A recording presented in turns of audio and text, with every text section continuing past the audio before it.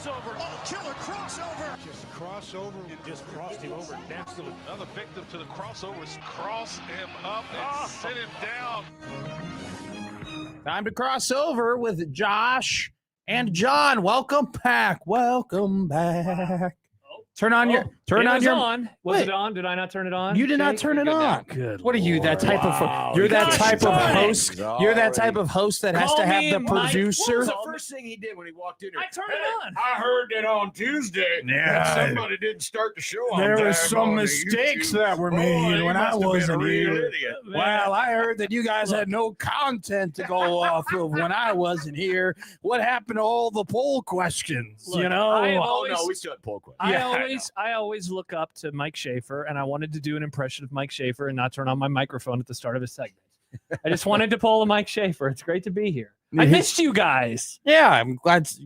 I missed you guys. I missed the takes. I saw there was a lot of stuff that I missed. A lot of basketball news I've seen over the last couple of weeks. Don't John. act like you listened to the show when you were on vacation. I listened to 2 whole segments for my entire time when I was though I did listen to a little bit out in Western Nebraska on 97.7. She was like, whoa, we can listen on the FM dial. Yeah, that is true. Did you How'd do it a sound? little recon for us to see how far the signal went? Well, I can tell you that we could not hear it for sure in North Platte. So that was a little it's too not far supposed to away. be, not supposed to be there. But yeah. as we got closer to Kearney, John, it sounded incredible. I love it. It I sounded, love it. she was like, wow, it sounds way better on the FM dial. I said, I know it does. What a concept. Amazing. How cool would it be if this show was always on the FM dial? It would be nice. It would be cool. It'd be glorious. We It would would be all have a great glorious. time. Yeah. Oh, wow. Alex and Lincoln says no door 1 or door 2 questions last No. week. Sad. Well, I'm No. back. It's time for door number 1 and door number We 2. haven't done many of those. Would you rather go through the good door or the bad door?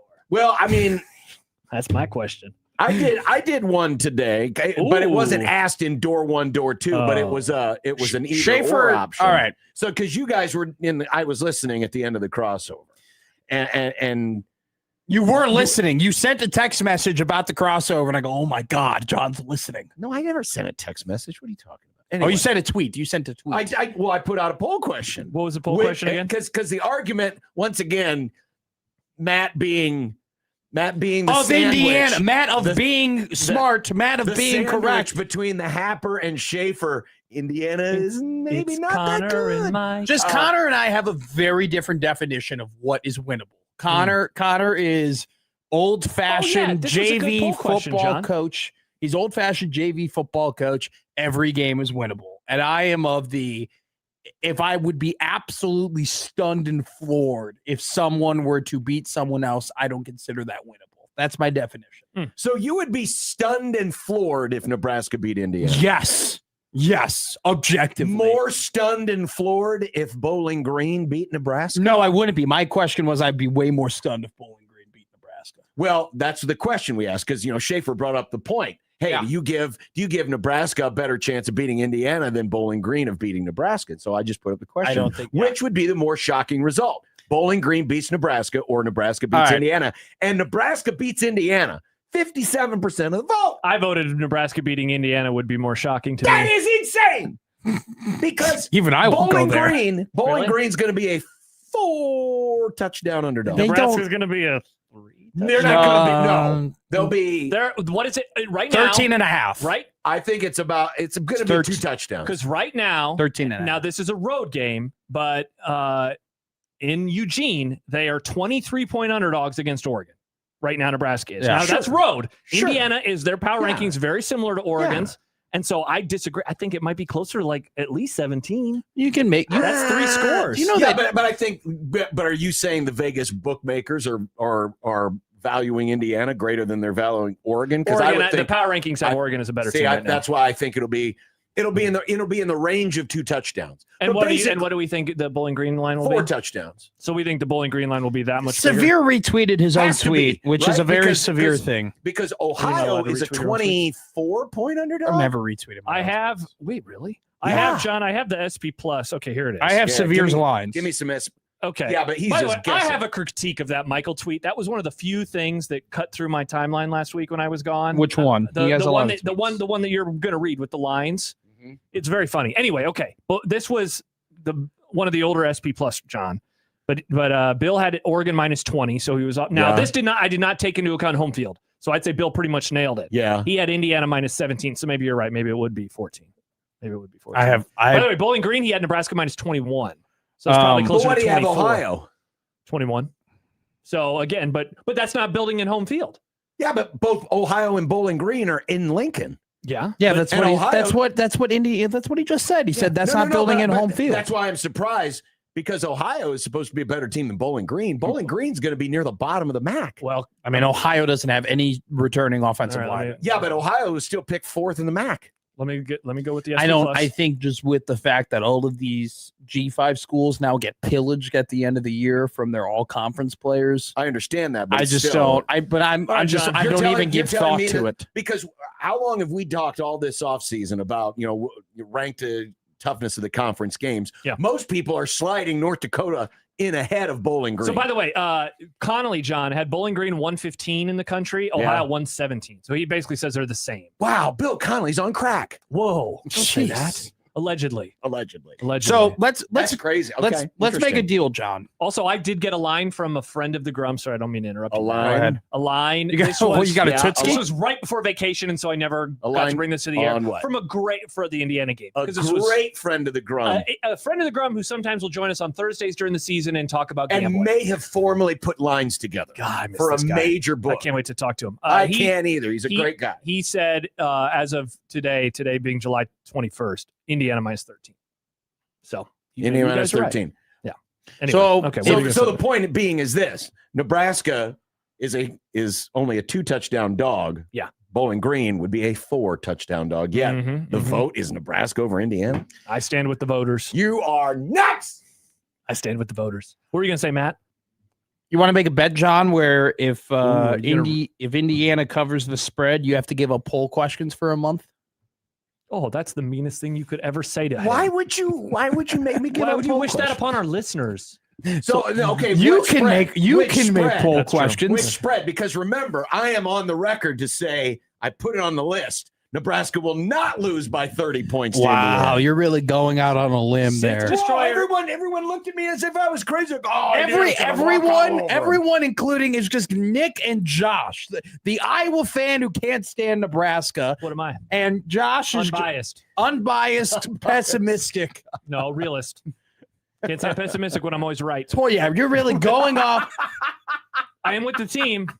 You are fair than me. You're really going off on a limb that they aren't going to lose by 30. So you're just giving me the regular whatever the point spread is. Why do I have to Why do I have to give you concessions here? I don't have to give you concessions. Because you're saying that Nebraska beating Indiana would shock me. Would shock you more than Bowling Green. No, I never said that. No, I said the opposite. Would you say? Okay, so I said the other answer. I want you to said give it the whole time. Okay, fine. I want you to give me, if we're going to do this bet. No, I'm not tracking back. Go back and listen to the crossover. I am willing to do this bet, but I want a point spread commensurate with your shock. A 2-touchdown underdog is not a shocking result. By the way, Sit Destroyer writes on YouTube, when's the last time Nebraska won a game they shouldn't versus when's the last time Nebraska lost a game they shouldn't? That's why Indiana would be more shocking, John. That's exactly why I voted Indiana. They haven't done it in 10 years. They lose to bad teams all the time. Northern Illinois. Great. Yeah, they do it all the time. Troy. Great. But I'm just Georgia Southern. I'm just going off of the a 1-win Northwestern team. I'm just going off the unbiased. That team sucked, by the way. I watched all 12 of those Northwestern games that year.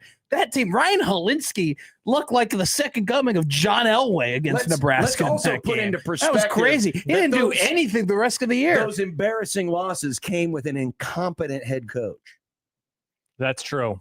That is true. A way bigger idiot than Matt Rule. As much as a pessimist as people want to be about Matt Rule, he's not an incompetent head coach. Hey, I cleared the runway for you, Peterson. I love making fun of Scott Frost. He's bad. Does he still have any supporters around this state? Because I would like to go and have a conversation with them. I don't know, Josh. You were driving out right through his hometown. You don't. Every time I go, I saw the sign that said Wood River, and I always think, oh, man, Scott Frost is from there.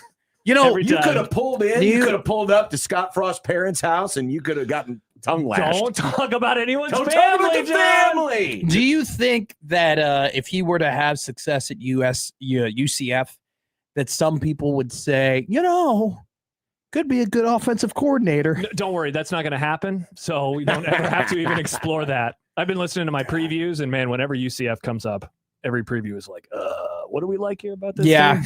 We're having Brett Ciancia on Friday. Oh, because nice. I finally got Football. my Pick 6 preview.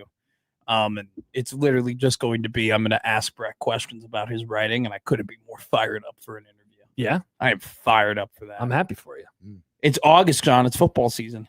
There's no games. It's football season. Well, there's actually a game this week. Kenny Pickett announced the starting quarterback of the Carolina Panthers in the Hall of Fame game. Go. How about that, John? I don't care. Small hands, It's not Pickett. Thursday, Not John. Thursday, but I don't care. And the game is actually on Thursday. It's on Thursday. Yeah.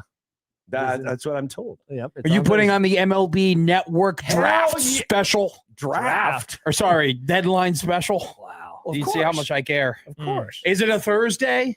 I don't care. I'm kidding. I did talk about the MLB deadline today. I had opinions on the Dodgers today, John. I have an Well, I think everybody's got an opinion on the Dodgers. I have an I don't opinion think it's on it. their fault. It's not Giancarlo's fault.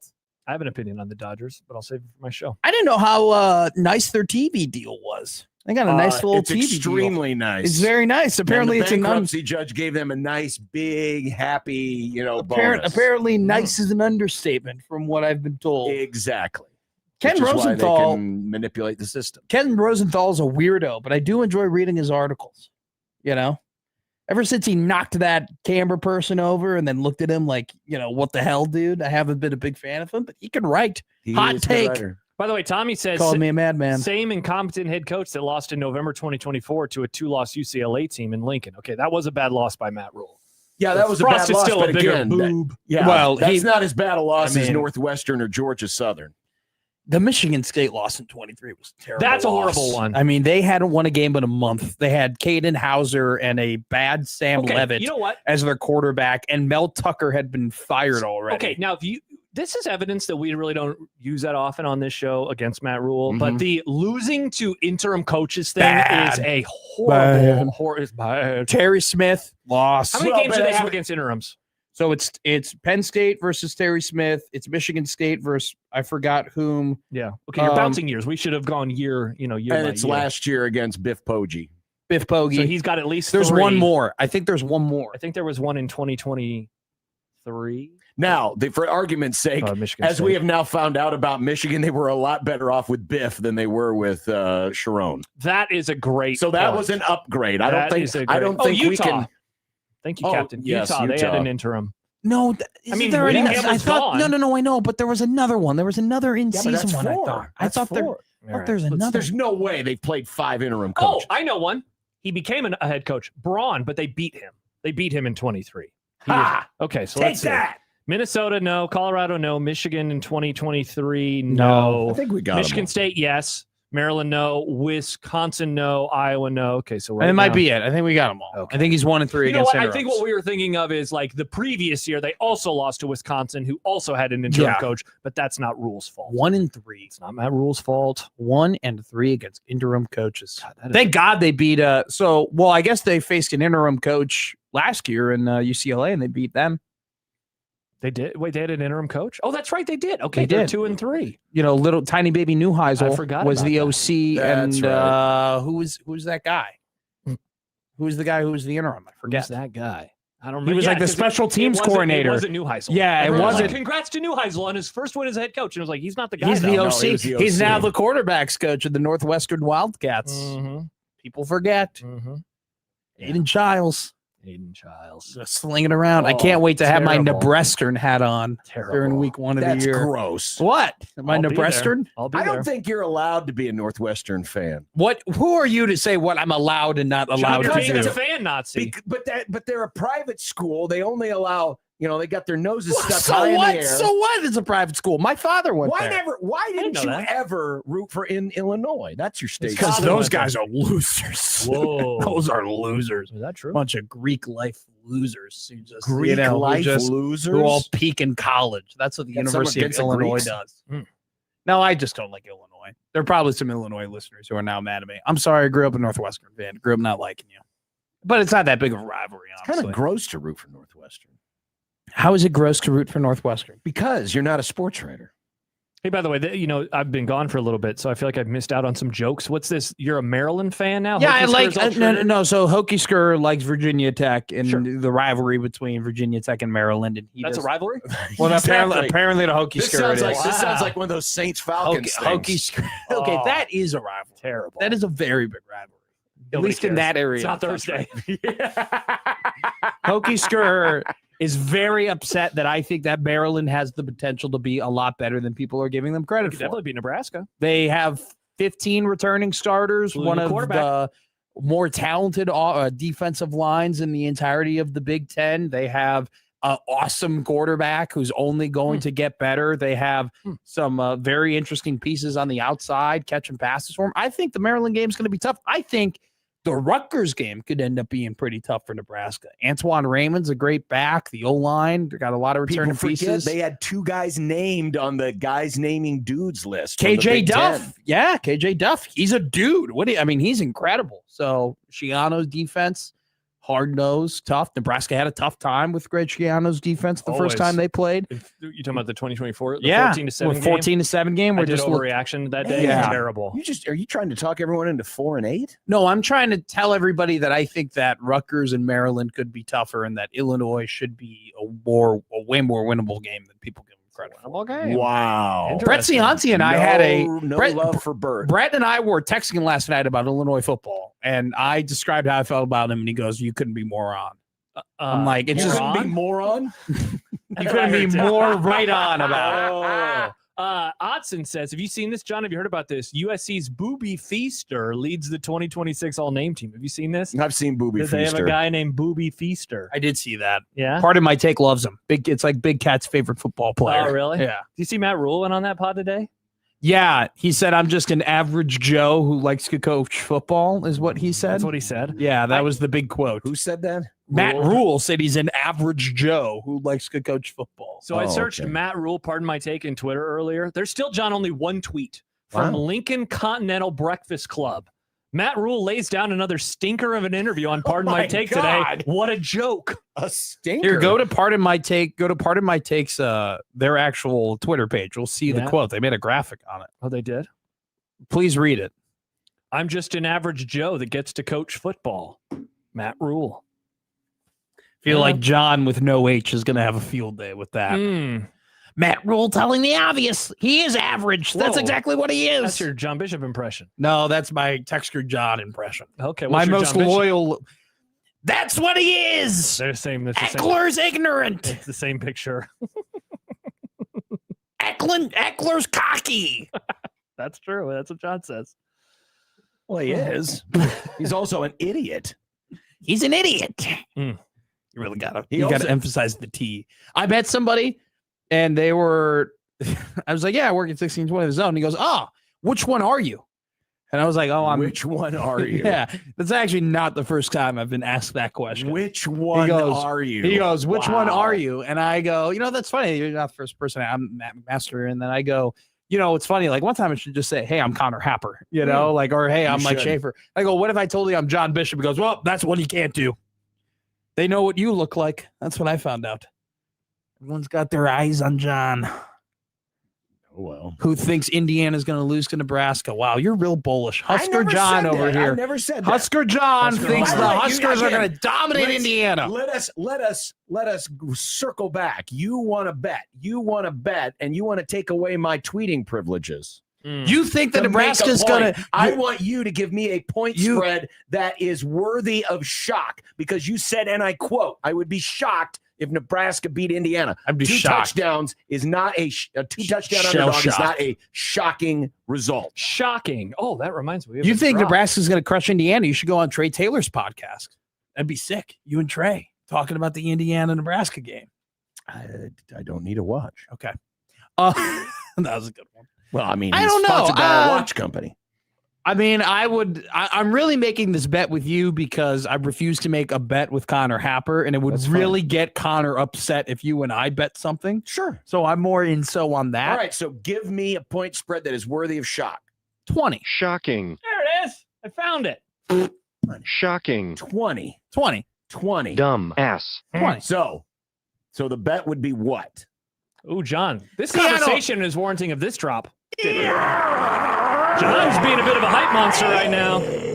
Okay, John's being a bit, they're going to beat Indiana, says I John did Bishop. not say He that. thinks they're going to crush him. I Yeah. did not say And that. he wants to watch from Trey Taylor. He asked Trey Taylor for a watch. Rub Wait, it what in did your I faces if they did. John, I thought we weren't allowed to talk about Trey Taylor. No, anymore. he's What got- did you do? he You got- asked him for something? He asked him I for did. a watch. I didn't ask. What?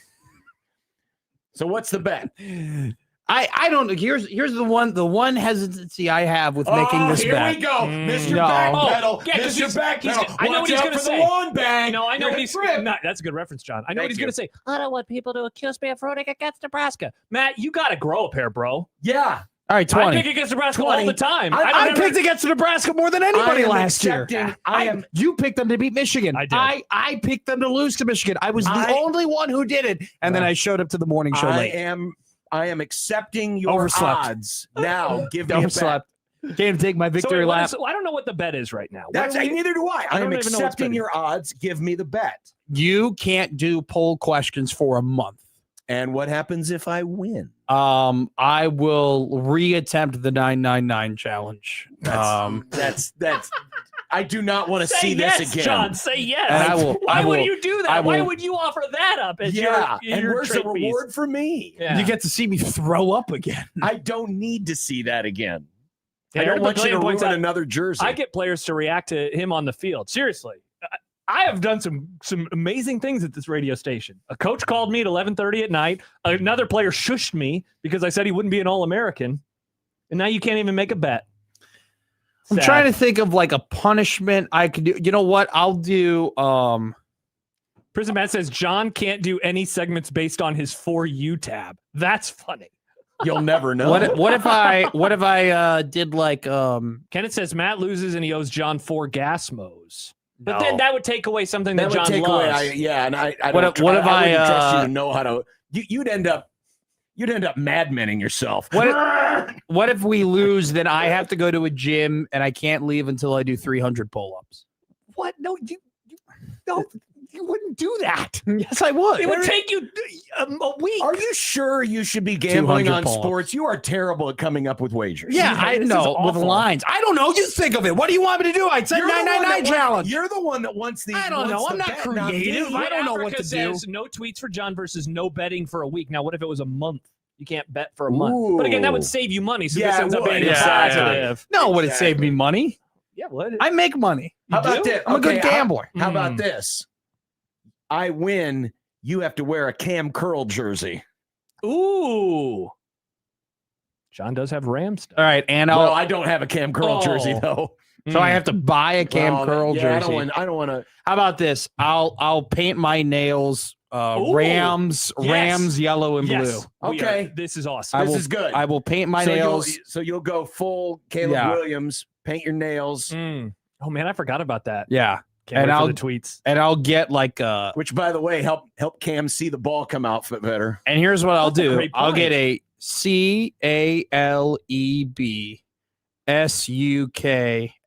CALEBSUCKS. Caleb sucks. Wow. Painted nails. I I don't like know why this. you just. Okay, you made it way worse than it had to be. And for you. and It's he'll do okay, the it's fine. 999 challenge. I mean, he's just gonna keep adding to it. I will paint my All nails right. Rams blue and yellow, Blue. and you have to give up. You have to give up I have to Twitter give up polls Twitter polls for a month. for a month. Okay. All right, 20, Deal. 19. So 20 points. 20 points. What if it's a push? Well, then 20 and a half. There you go. 19 and a half. 20 and a half. Mm. Come on. 21 is 3 touchdowns. Just do 20. 20. If 20 it's a push, flat. you both have to do the punishment. We both have to do the punishment if it's a push. That's actually funny. Okay. Let's You're on. go. We're on. See, I make bets on this radio Come station. on, Matt Rule. And John, you're gonna Let's be. go. It's gonna be like 1994 John all over again that week. It's going to be awesome, man. I can't wait for this. When Nebraska loses by 15, I'm going to rush the field and tear down the goalpost. Hey, do you know? Look, there's a lone idiot hanging on the goalpost. Do you know who How I'm? do you get up Do you there? know who I I'm don't know. doing Use a the? ladder. Do you know who I'm doing the overreaction with? Yeah, I got the. I had email. I don't know if you checked. He didn't watch his show at all He during was in Western vacation. Nebraska, but he did get email. when people directed me to, hey, you should check out this funny thing that happened. I would check it out for a couple minutes. But yes, I did see that it's going to be you and Connor, which is a very good bit. A very good bet. What a bit. What a Mhm. bit. What a bit. So now are you going to bet Connor too? Ooh, No, good I will idea. not bet Connor. I don't bet with Connor Happer. Hmm. He's always scheming. By the way, speaking of last week, I did just get an email before we let you go, Matt, from John, who writes, you missed it last week. Matt said he averaged 265 off the tee, but that average was only when he got a hold of it and didn't go out of bounds. I did. That was the one segment that I listened to, and I was like, I don't think Matt knows how averages work. No, Schaefer doesn't know what I was saying, and then he twists my words, is what he I does. listened to the segment. I literally started by twisted saying, your when own I get a words. hold of it, I get Mm. 260, Mm. which I didn't hit. I didn't hit any drives over 260 at Goodman over the weekend. By the way, you guys already unfortunately. set up the bet, but Steve said have McMaster shave his head, put a temporary tattoo on the scalp of the Rams if he loses. the That's bet. crazy. No, I like the whole I like the fingernails fingernail thing thing, because yeah. it's a callback to Yeah. his so-so quarterback. Mhm. My very good quarterback, the ninth highest He rated is a very good quarterback, quarterback, especially in overtime of a the playoff game. ninth highest rated quarterback according to Madden NFL. Okay, who cares? It's not Thursday. That's what Michael uses. Michael uses EA That's ratings amazing. now. Michael doesn't play video games. I can't believe that he uses cares. he uses Well, it yeah, as but a ever source. Ever since his sons have become, Yeah, he's kind of professional video gamers, he's like gotten into it. They're pro gamers. Yeah. Oh wow, I didn't know that. Yeah. I should ask him Well, about not, it I mean, tomorrow. but they circ out, they do they competitions. do competitions. They're not Yeah. professionals. They try to make a little It's scratch. mostly though. Logan, I think, right? Yeah, it's I believe mostly his youngest. I believe so. Yeah, All right, guys, that was great. great seeing ya. It's awesome And seeing we've you. got a bet. Oh, do we need to put that on the list? 20. The bets need to be on the list. No, it doesn't have to be. Well, might be good to review it. Okay, perfect. I'll do that during the commercial. All right. Okay, great. See you guys. There you go. There's a crossover. Oh, the Cubs are acquiring Braxton Garrett from the Marlins. Braxton Never Garrett. heard of him. Yeah. Never heard of him. We'll be back on 1620 The Zone.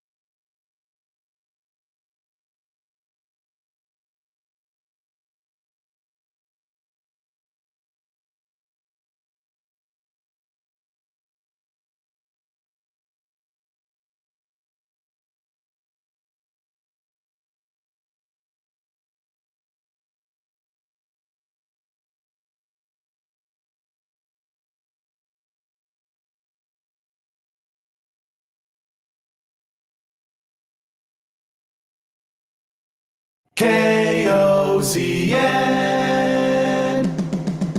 Unsportsmanlike conduct on 1620 The Zone.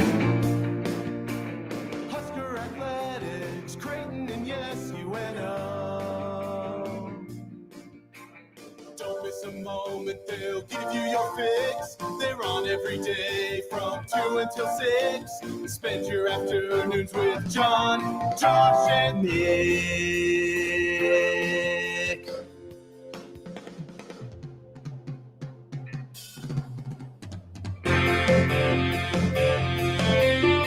John, Josh, and Nick.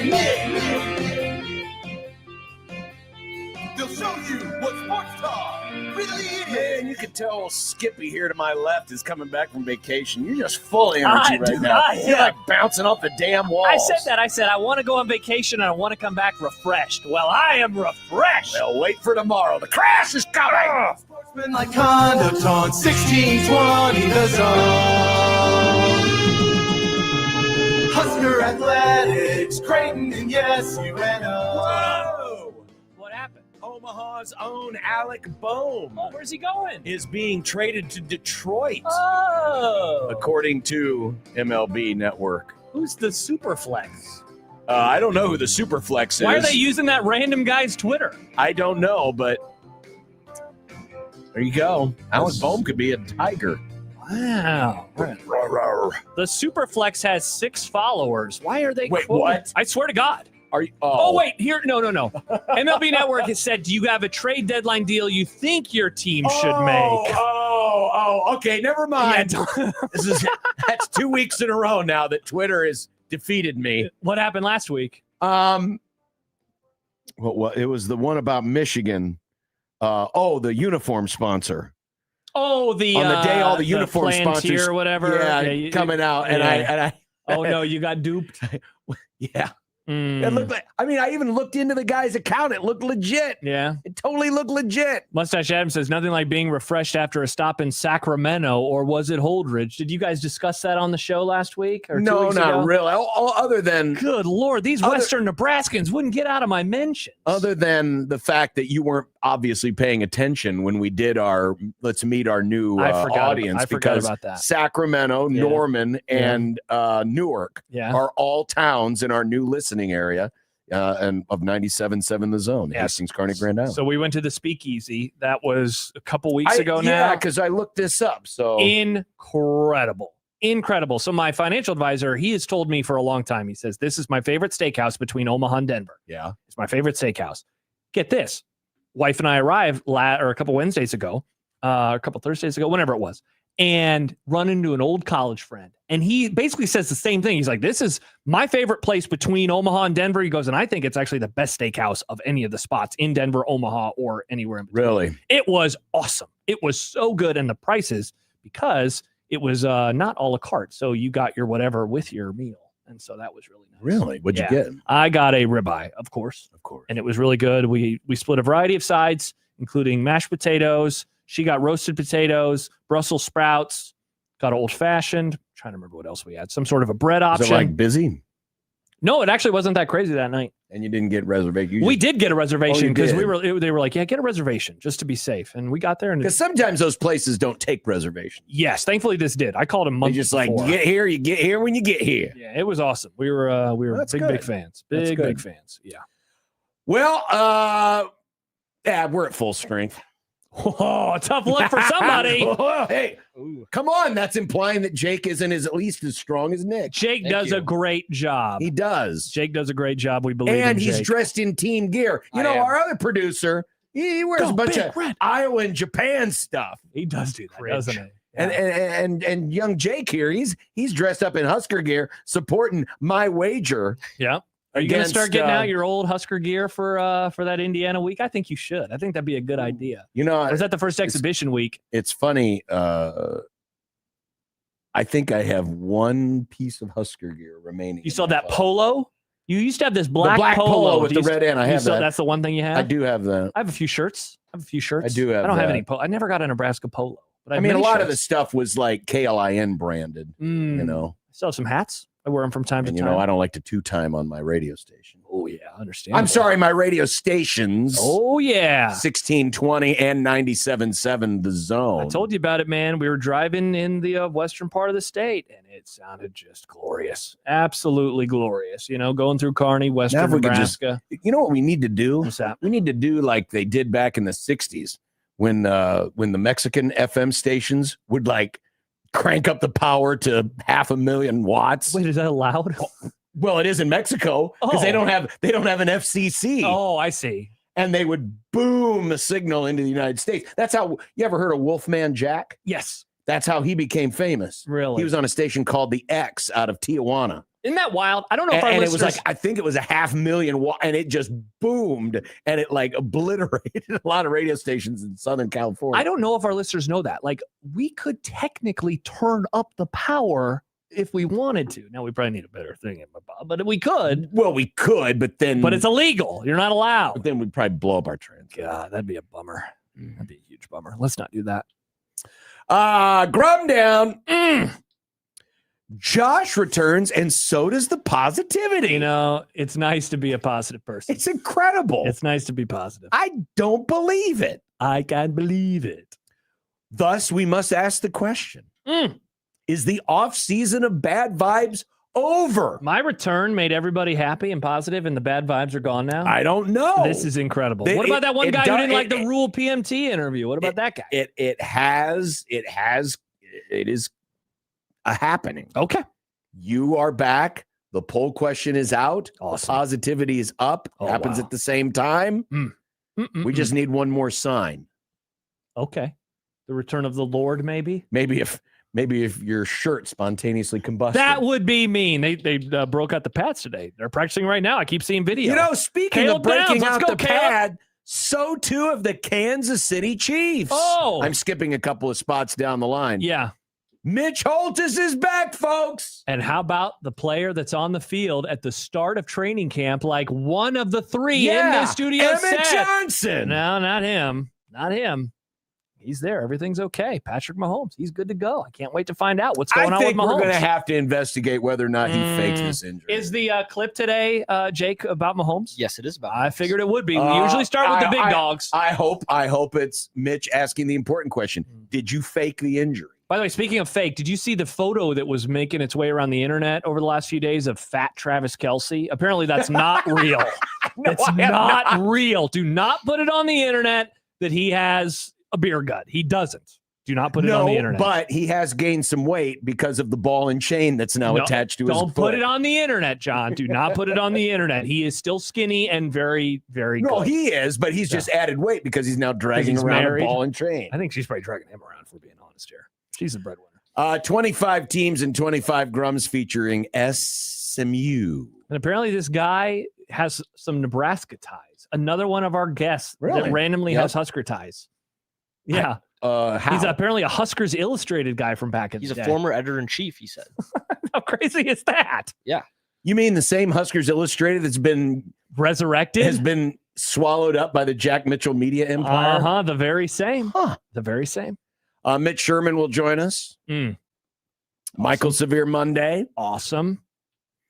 The dumbass stupid takes a step closer to law. Wow. I cannot believe this. I'm stunned by some of these things, John. Have- Absolutely stunned. Has the Dodgers Scooble marriage broken Major League Baseball? Oh, boy. And see a lot of yes, takes. the baseball trade deadline, which I will try not to get fooled by Yes. people's randomly wish tweeting. Yeah. I want Alec Boehm to get traded. I apologize to anybody out there who has got your Phillies Alec Boehm jersey and you're ready to burn it and change Yeah. it out for a Detroit And one. shout out to any of our Tiger listeners who are like, let's go, Alec Boehm. Well, Ron right- Colley. Right now, they're in a bad spot. Are they terrible this year? Well, no, they just traded the best pitcher in oh, baseball. that. Yes, I did see that. To the news. freaking Dodgers. Yeah, I know. Baseball's ruined, right? Is that what I'm hearing? That's apparently Lockout. what's happened. I know we'll talk about it later, but I did have to chuckle a little bit this weekend when everybody just kept saying, oh, we're going to have a lockout now, as if we weren't already going to have a lockout. Hadn't it been decided weeks, if not months, if not years ago, that we were going to have a lockout at the end of the season, Well, John? yeah, I mean, this it's pretty isn't much going to be the thing that does it. It's yeah. already happening. The lockout is going to start after the season ends. Yeah, for sure. Farron has told us this many times. I can't wait to talk to him. It's just when will it end, and will it end in time for? I want it to end on time because next June, early June, pre-College World Series, I will be in San Diego and then Los Angeles, and I want to go to baseball games. I want to watch the Padres, and I want to watch the Dodgers. Well, we might be able to. I hope so. It's June. I hope so. Is our guest on video, or is he on the phone? Oh, he's on phone today. Oh wait, that's later in the Grum. Smooth. That's later in the Grum. For some reason, I thought it was next. No, we have Mitch at 3:20. It's a busy day, so we got Mitch at 3:20, Mitch at 3:50. Then we have the SMU guy. Yeah, 4:15. 4:15, and then Michael. And then Michael. Yeah. Wow, holy That's crap! a lot. Get ready. The a next lot of 4 stuff. weeks Busy. are going to be, and Tuesdays are going to be nuts. Yeah. Our 3 regulars, and then Mitch, and then football. Yeah. It's a good time of year, though, I mean, friends. It happens. It's a good time of year. We all have to acknowledge it. It's football season now. These are great words. It's great words to say. Football season has arrived. I saw your guy's been on the sidelines the last few days. I hope everything's okay with him. My guy. Yeah, Myles Garrett. Hope he's okay. Hope he doesn't miss any games. Hope he returns at the start of the season. Just keep on wishing. I think McVay is a liar. I don't think anyone is ever hurt with the Rams. He did this same song and dance a year ago. Oh man, Matt Stafford's back hurts, and then he was the MVP. He's lying. He's a liar. Not lying as much as Patrick Mahomes. I mean, seriously, he was injured on the same exact day as Micah Parsons. It was supposed to be a worse injury than Micah uses Parsons. his knee, though. Patrick Mahomes barely uses his knee. Mahomes doesn't use his knee. Well, you see All Daniel the goofy running around, and he does. He Daniel looks like Jones is back, and he tore his Achilles, and it was like the same time of year. I can't believe that you never I think NFL. You know what? What? And the more I think about it, I think the NFL has turned into WWE. Oh, that's not They're true. they're all working injuries. By the way, speaking of WWE, it's kind of loosely related. It's not Thursday. Did you know you now can watch ESPN Unlimited? No. Okay, that's great news. YouTube TV, we got it now. YouTube TV is you Awesome. can now integrate your account and watch This is great. ESPN Plus. Now it's not integrated in the YouTube guide. That's the ultimate goal. But is that what people think will happen? no, it will happen eventually. It will. Trey, you don't like leaving your apps. You watch all your HBO stuff in YouTube. I leave the app. I go to the. I'm fine. I'm I go to fine the with other it. apps. This is great news. I mean, it's all right there. I did not know this. But Thank you. yes, it started last week. You can now sign up, Awesome. which means for those of you who like to watch, Creighton volleyball, Mhm.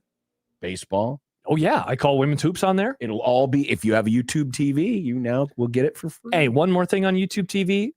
If you do not have Sunday Ticket like already rolling over, go hop into your settings because they have a deal right now that is hundreds cheaper than the normal price. We took advantage of it. It's like $280, I think. Really? And you can do it over 8 months. So I recommend it. Kenneth says, happy football season. And Alex and Lincoln says, Josh is back to start football season. All is right in the world.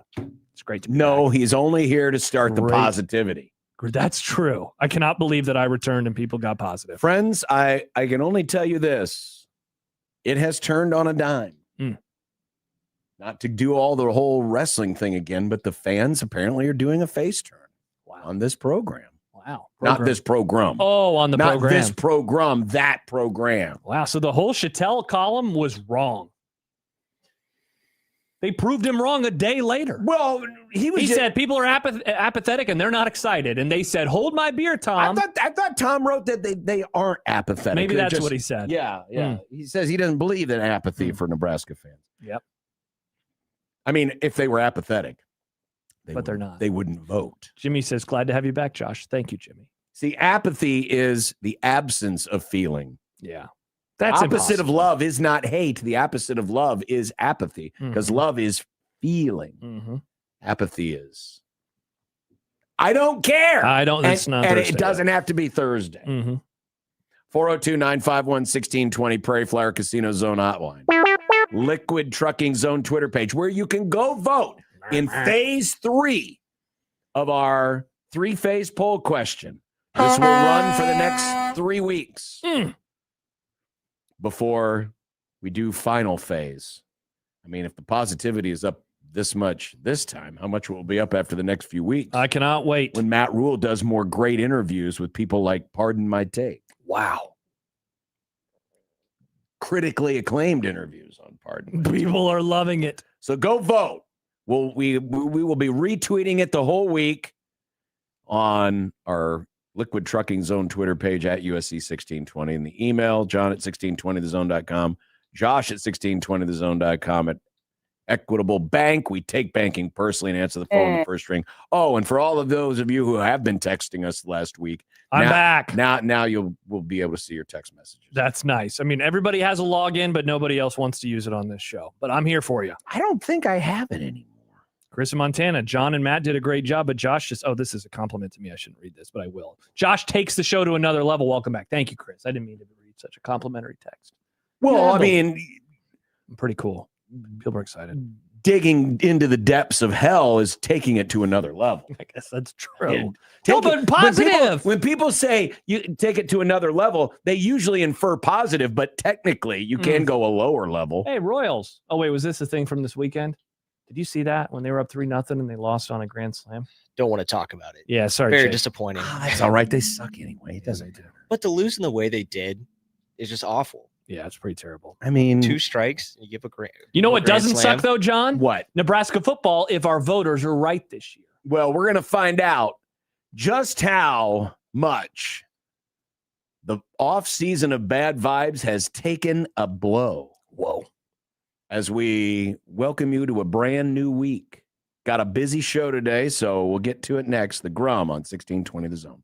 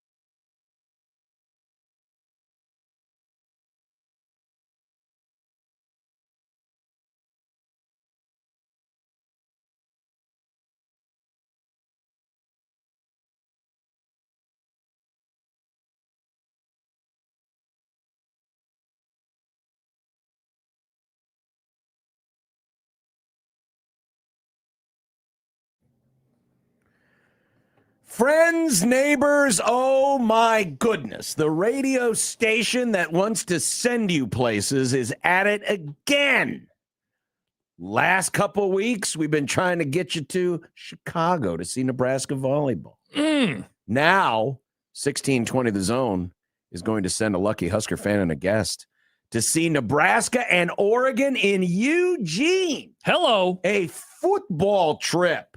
Go to 1620thezone.com right now for your chance to win, and keep listening over the next few days for bonus chances to earn even more entries. In other words, you're bettering your odds. I like bettering odds. But the prize will include 2 tickets to see Nebraska, Oregon in Eugene, Saturday, October 17th. Round trip airfare for 2 from Omaha to Eugene. 2-night hotel stay, $150 gift card for food, rides, or game day gear. And it's all yours this Husker road trip, thanks to Woodhouse Auto Family and 1620 The Zone. Go over to the website right now and get your butt registered. I've been to that stadium twice, including the last time Nebraska played there in 2017, which turned into a weirdly close game at the very, very end. It was weird. Saw Oregon boat race Portland State back there in 2010 for some reason as well. It's awesome. I highly recommend making the trip, and wouldn't it be cool to do so for free? That's even better, John. Well, phase 3 has begun. God, it feels so good. Mainly it was because of the polling that we do. We dubbed this the off season of bad vibes. And going all the way back, and for those of you new to the Grum, we do 4 phases of polling. And this is just a simple, what do you expect the Huskers to do? We do one at the end of the regular season. Then we do one at the end of spring football. That's phase 2. This is currently phase 3. This will run through the month of August, and then phase 4 will be the week of the first game.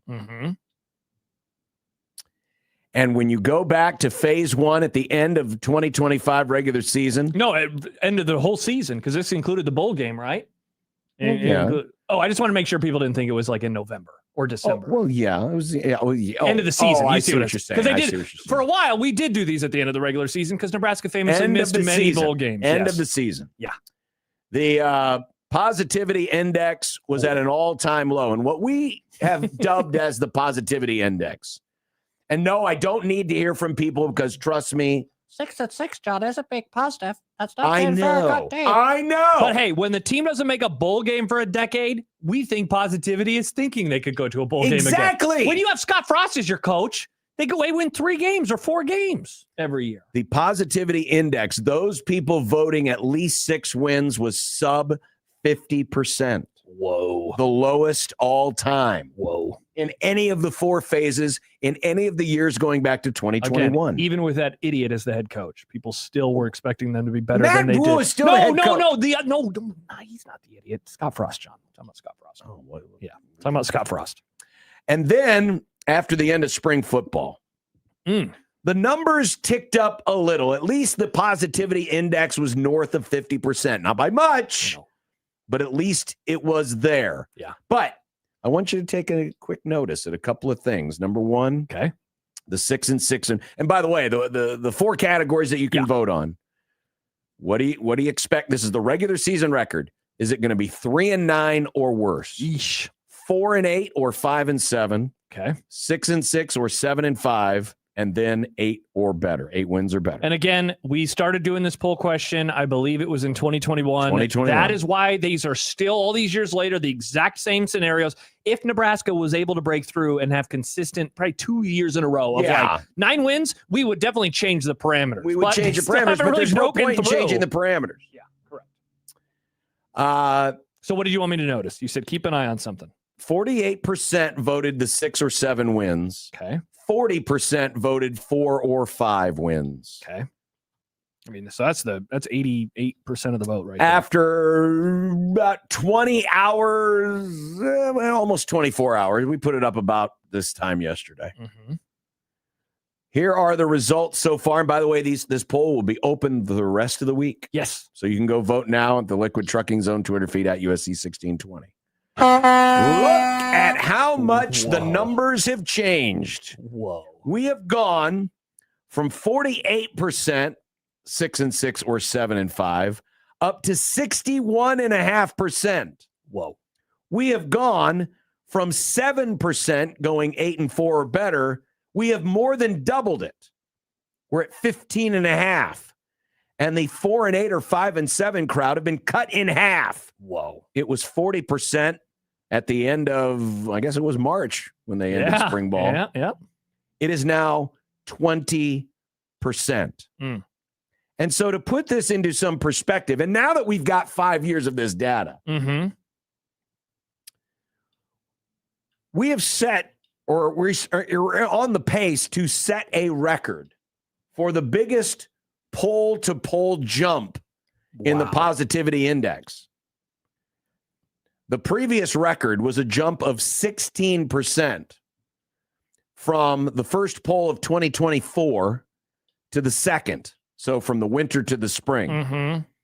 And this, this is 2024. So this is Matt Rule's first, second spring. Yeah. Second spring. The Dylan Raiola spring. Yeah. It went from 74.5% to 91%. I forget that you have the Mahomes graphic for 25, and it makes me laugh every time. But we are on a pace to crush the previous record. Yeah. This is only the fourth time that we have seen a double-digit poll-to-poll increase in terms of, and again, this is the 6 wins or better crowd. So this is combining the 6 and 7 win votes with the 8 or more votes, right? That's the positivity index. I mean, are we still trailing way behind last year? Absolutely. But I would say that was the Kool-Aid index last year. This is just traditional positivity. I mean, this is still one of the lower positivity indexes we've seen for this state in the game, but the jump, and then when you look at the jump of the 8 win or more crowd, the Jim Jones Kool-Aid drinkers, we doubled it. We doubled it. Yep. From 7% in the spring to almost 16% so far in the summer. A good question from Prison Matt. Was there some good news I missed out on? John, was there any good news? I don't know.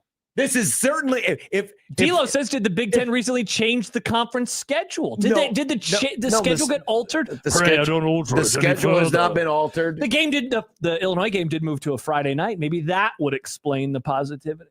People are like Friday nights. They're great nights for football. Maybe these folks are excited about Tyke Hayes. Maybe they're excited about Tyke Hayes. But nothing dramatic has changed. What about this from Max? I went from a 5-7 boy to a 6-6 boy. And over the offseason, the main reason I did is due to the O-line confidence. I'm bought in, I guess. Think they'll be good. Might come back to bite me. Who knows? I am glad that someone has offered a logical, reasonable expectation or answer to the question. Because, that's really what it takes is I don't think they're going to be above 500, but then I think they're going to be 6-6. Oh, that's all it takes. That is all it takes. You go from a 5 to a 6, and you've jumped up a notch, and thus the positivity has gone up. I was not expecting this. I definitely think that I thought there would be an uptick. I knew there'd be an uptick because there always is. People get excited. Just look back through our history.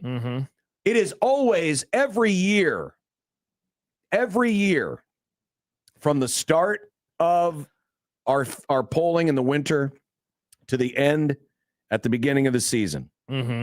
There's only been one time where the positivity index actually slipped, and that was last year. But that was because in the winter, it was 94.9 and it dropped to 93.5. It's a barely negligible drop. But every other year it went up, right? Every other year it went up. That was every year it has gone up consistently from the winter to the spring, from the spring to the summer, from the summer to the beginning. And we of always the talk season. about it there's just the natural excitement that builds, right? Look, yes. One of the things that I love most about this is it gets you in your emotions of the end of the season. For example, I really wish that we would have been doing this exact poll question all the way back in the Frost era, because I bet in 2018, 2019, I bet the biggest source of positivity ever, if we could have done it since Scott Frost became coach, was the week after the Iowa loss in 2018. I bet in that moment it would have been through the freaking roof because people were so excited. Meanwhile, fast forward almost a decade, They finished the 2025 season, and what happened? People are miserable. They just watched them get blown out 3 games in a row. Yeah. The quarterback transfers. The team falls apart, yada, yada, yada. But over the course of an offseason, you just start getting more excited. I'm more excited about the Cowboys today than I was in February. I think that's natural for fandom to get more excited the longer the offseason goes on. For it to jump this much. This is pretty crazy. I did not expect that for sure. For it to jump this much. And you're right. A lot of it is probably representative in the 5 to 6 win crowd. All you got to do is jump one. All you have to do is jump one, and you've gone from being a negative boy to a positive boy. And again, because 6 and 6 isn't even like that. Okay, 6 and 6, Right. But I know how we frame it. We got a text from John. He says, I don't vote because I'm smart enough not to have Twitter, but your voters are morons. Wow, tough look. I like our voters. They're very pretty. Sometimes they're just wrong. So this is enough for me to declare that the off season of bad vibes is done. Wow, that's incredible. The off season of bad vibes is done. Now I'm sure So I we had will to change our tune on the show, I guess. Well, but I'm not. They're going to be awesome, John. Listen, I have not let the attitude of the fan base dictate what I think is coming this season. Definitely not. Now, I have not gone on record as you have. Sub 500. What the record is going to be. Mm-hmm. I have not landed on my record yet. You still have a month. But I mean, if you've been listening to the show long enough, you know where my concerns are and you know where my optimism is. Mm-hmm, for sure. My optimism is in the offensive line. My optimism is with the offensive line coach. My optimism is, there's a mobile quarterback now. My pessimism comes from big questions in the running back room. Oh, yeah. My pessimism comes from how will the special teams take a drop and how big of it will it be? Mm-hmm. Can the run defense get their act together? And a subject that we touched on last week when you were gone, Nebraska's abysmal red zone defense. Oh, it's terrible. They were the worst in the country. Worst. It's funny because whenever we talk to Michael, I swear once a month we start talking about the red zone offense and how bad that was, and yet the red zone defense was even worse. The red zone defense was the worst last in the country in touchdown percentage, second to last in the country in raw red zone scoring. Correct. It was nuts. It was terrible. Mustache Adams says, I can't wait for some big injury news to come out and make this a worse prediction than Josh in the snow. Those are good predictions. I'm almost right. I've been almost right on my snow prediction in each of the last couple of years. I said, I mean, you got a dusting. No, you're okay. Dusting. Let's not change the subject. What are you asking? There's only one injury, right? Yes, there's one. I mean, Which I is funny because we've never seen him play a snap at Nebraska. I would say the offensive line. If something were to go down with the offensive line, that would definitely be problematic. I think of one player in particular, and that's the guy who's getting the most buzz right now. Sure. Who spoke at Big Ten Media Days. Sure. Not to put any of this out in the ether. Those are the two guys. I don't think that there is a name, maybe one defensive, maybe like Marshall or something on the defensive side of the ball. But I think you're right. There's one guy in particular. Yeah. Because you don't want to lose your quarterback. Everybody's watching NFL training camp right now. Yet, so they're going to be fine. That's true. And they're also, I can confirm there is no electrical substation close to Memorial Stadium. Yikes. Yeah. Thank God Nebraska is not the 49ers. Right? I mean, for a bazillion reasons, but yes. John says, remember when you guys were optimistic about the offensive line before last year? I never understood it, and it was not correct. We were a little excited about the offensive line last year. We were. Wouldn't you say, you know what? But that doesn't mean I can't still be excited about this year's. I would say this. As bullish, I don't even know if that's the right word. I definitely think the offensive line will be better. It is more of a longer term play for me I put it. It is more of there was a different. That must have been McMaster's cap. Yeah. For me, my offensive line optimism is longer term than it is like this moment in time. It's like, what could it be in 2027? I mean, I just like the fact that they got a lot of Division I Power 4 snaps under their belt. That's true. Joe in Vegas. So you said the offseason of bad vibes are gone. They're done. He said, does that mean we've now moved into the regular season of negativity? I'm ready for it. Well, no, but the regular season hasn't started yet. Uh-huh. We're now in the DMZ of the offseason. we're just Can we get a graphic made? the DMZ of the offseason. Yeah. Let's see, Jake. My challenge for you tomorrow for the thumbnail is the DMZ where it's Matt Rule and Anthony Calandra. I guess they're on opposite sides, though. Well, yeah, you don't want them on opposite sides. Maybe put Dannon on one side and Rule on the other. Got it. Dannon, what? Because he's upstairs and Rule's downstairs. You know? Yeah, but that's implying that they're at war with each other. I would never imply that, John.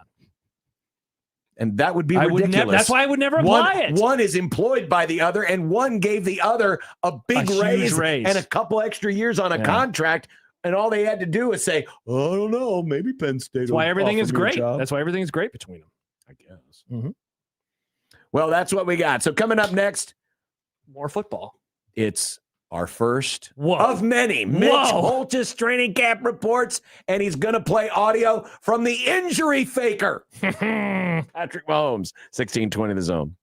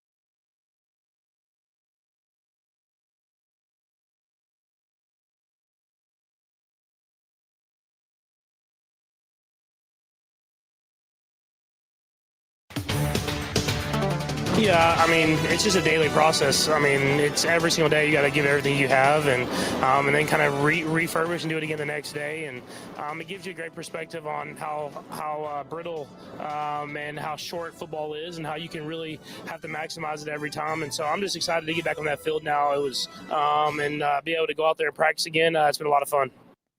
That would be QB1. That would be Patrick Mahomes of the Kansas City Chiefs. Ladies and gentlemen, boys and girls, for the umpteenth consecutive year, we bring you the Mitch Holtis training camp reports from St. Joe, brought to you by Hy-Vee. The world's best tailgating begins at Hy-Vee, proud grocery sponsor of the Kansas City Chiefs. Mitch, it's good to hear you again. How are you, sir? Like the sand cranes that migrate to the Flat River between Grand Island and Kearney, I'm back in your life. Which, by the way, Mitch, this is new since we last had you on. That's true. We are now on in Grand Island, Hastings, Kearney on 97.7 The Zone. So welcome in the Sandhill Crane Watchers, too. Can I give a shout out to the Tri-Cities then? Of course. Absolutely, you can. When you grow up in Smith County, Kansas, you go to Hastings for like a vacation. I asked my parents one year, where are we going for vacation? They said, Hastings. I said, all right, what are we going to do? Great question. So Drink Kool-Aid? It was a great, yeah. We went to the house of yesterday. And anyway, I got relation all over that area. And yeah, so good, cool. They're on the Tri-Cities. But hearing Mahomes there, the dude has been relentless. He's an alien. He has honestly worked 7 hours a day for 7 months, 7 days a week to get to this point, and it looks like he hasn't missed a beat. He's been outstanding so far in this camp, and to watch him this spring and summer, I just would shake my head to see how hard the guy to get back on time. So your confidence level in Mahomes being game ready in 6 weeks would be very high? What's higher than very high? Extremely high? 100% high? Mega high? Yes, 100% high. Unless it's 99.2% high. Because if something would happen here with at camp or something, some kind of friendly fire, but there's if you've watched him or been around him, you're like, nothing's changed. And he's 232 days away from days since he injured his ACL, LCL. It's pretty remarkable. Mitch, we'll talk about this more next week ahead of the preseason game against the Rams, but Mahomes and a lot of the veterans for the Chiefs over the years have been very consistent in playing in the preseason. It feels very old school in that regard. Do you see the plan being different, the protocol being different for the 3 preseason games this year versus what it's been like throughout his career? No, not really. Maybe a series less here or there, and maybe the second game where he would go almost a half, because it would be like in a one drive in the first game and then a half in the second game, and then maybe nothing at all, or maybe one series in the third. It might be something less in that second game just to maybe protect it, but there is nothing holding him back. He did not do 11 on 11 work during OTAs or the mini camps in spring and summer. And so we were all curious, what's it going to be like 11 on 11 here at camp? No problem. He's been out there every snap with the ones, and we were in pads today. So they even ran the speed option. I'm like, don't run the speed option with him. Like, pitch, find Emmett Johnson and pitch it to him. But no, it's really been remarkable. This is a developing story. The voice of the Chiefs, Mitch Holtis, who will be joining us daily during training camp, and then, of course, once a week when the season gets underway. And you just mentioned him, and we're probably going to ask you many questions about Emmett Johnson over the next month. Yeah. But early impressions of what you've seen so far. We know Kenneth Walker is going to be RB1, but how does Emmett stack up right now against guys like Rashard Smith and others who are trying to be that number 2 guy? You can ask me all the questions you want about him. In fact, what I'm going to do, especially for you guys, is I'm going to make it Emmett Johnson Thursdays. I'm going to try to keep it up to date with him and chat with him and give you different perspective on EJ every Thursday of these reports. Love it. Not to disdain anybody else. I just think it's too important for you guys. He is. We're getting more there than we than we thought we were going to get. Now, we're also getting that with Ken Walker. And, Josh, I have to ask you, how happy are you that Ken Walker is now with us and not with the Seahawks? Just asking. Happy. You of the Rams. I'm thrilled. Yeah. I'm thrilled. I'm going to feature him sometime later this week. But the fact that Emmett actually is, I would say he's ahead of schedule. Now, I don't want anybody to get all fired up and think he's going to be RB1 and Ken Walker's going to play kickoff coverage. But Emmett's right in there. And do not forget Amari DiMercato, because you didn't mention him. I did not. He also a refugee from the NFC West. Fumbled the ball going in and before he crossed the goal line, but he also had 5 40-yard plays last year in the longest run against the Seahawks all year. The running back room has been as transformed here as maybe any single room on any team in this league. It has gone from being, man, what are we going to do, to, ooh, there's an embarrassment of riches here, and Emmett Johnson's right in the middle of it. Mitch Holtis, good to have you back. Daily updates. We're going to find out, obviously. And any quick injury updates after the first day in pads?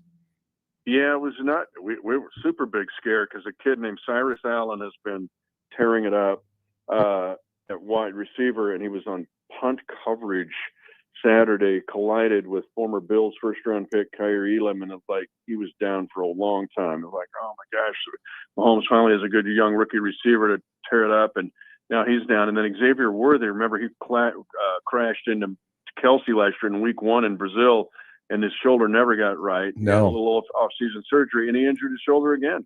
But he should be back in a couple days, hopefully. And then Ashton Gelati is a big key to this defense. He's got some hamstring issues. Nothing super serious. It looked like it was going to be, but Mahomes was down 2 receivers today. All right. Well, that's a good update. And of course, anyone who's been by the facility or been to the facility in St. Joe knows that there's no electronic substations out there. So that is true. They're very safe. important. Very, Very very important. Yeah, better charge up in Omaha before you get here. I hope the charge can make it. I don't know if there's one in Nebraska City at Sapp Brothers. Probably. Hy-Vee would have one. Hy-Vee would have one, but you Hy-Vee's have to divert. So, anyway, we're here and running, boys. It's good. It is good. Quick tease for tomorrow. Who are we going to hear from? The old married man. Yep. You? The old married man. We hear from you all the time. Every day we talk to you. I was in my rocking chair and came up, and Travis Kelce joined me yelling at kids to get off my lawn. I go, you're officially old. Oh, yeah. No, we're going to hear from Kels, just kind of where he's at right now, and kind of what we can realistically expect out of the 36-year-old, 14-year veteran. We go there tomorrow. Mitch's updates are brought to you by Hy-Vee, your official tailgate headquarters for Kansas City Chiefs football. Mitch, thank you much. We will talk to you tomorrow, and 4:20 will be the regular time for these updates. So, Mitch, we appreciate it. Thank you. Thank you, Mitch. You got it. Ask me about my summer with Bruce Rasmussen and meeting the Washington County future sheriff. Oh, okay. Interesting. This is a challenge. I like this. Yeah. All right. You got it. Thank you, Mitch. Here he is, Mitch Schultes, the voice of the Chiefs. So he's playing in Week 1. Yes. You lost. Emmett will. I wish we would have done a bet. Did we do a bet? No, I think it was just in. I think it was just in the list. God, Week 1 ain't here yet. Such a big moron. Week 1 ain't here I yet. can't believe you didn't think that the best quarterback in football wasn't going to play Week 1. He was injured. In November. He was injured. Yeah, November. so is Micah Parsons. Again, Micah Parsons is an edge rusher. He has different responsibilities than Patrick Mahomes does. You watch Patrick Mahomes play quarterback the last 10 years, right? I have. He's not, but he's not even like Mike Vick. He's not that kind of dual threat guy. He moves around a little bit in the pocket. Sure, he'll be fine. Yeah, but he had both the knee and the ankle injury.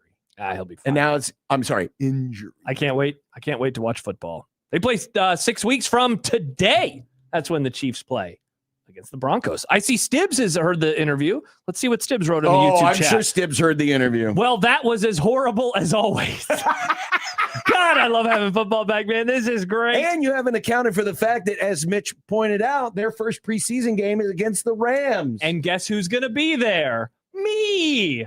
And guess who's not? Guess who's going to be paying me to carted be off there. the field? Oh, no, he'll be fine. Don't you say that. By the way, I think that your joke about the Niners went right over his head. I think he thought you were talking about electric vehicles and charging. Oh, no. Because he was like, yeah, they have charging stations. No, not that. That's, by the way, of all of the stories that I missed while I was gone, I think the one that I most wished to be here for was to discuss Kyle Shanahan and just how strange this has been. And then the fact that the coach that is the interim, do you know who the interim coach is? Do you remember this guy, the guy who was snorting cocaine, talking to a woman of the night for the Dolphins back in the day? Do you remember that story? That's their interim. No, That's their interim head coach. Well, the good news is, I mean, it is training camp. It's not real football. Yeah, but he might have to start the season. Maybe. I mean, they still have to practice, John. You got to practice your plays. Practice is important. Well, for the 49ers, they'd be better off if they didn't practice. That's true. Because they wouldn't get hurt because of the electric substation. That's a really good point. All right, coming up, reaction. People are, I almost wish we had Farron today because of the hyper sensitivity in the reaction. By the way, we're 90 minutes out from the trade deadline. Mm-hmm. But that'll be good. We'll have him on tomorrow. We can, and everything will be done. We will. Yeah, it'll be good. We will. But a little bit of the hyperbolic nature of this we'll discuss. And Mitch Sherman is coming up as well on 1620 The Zone.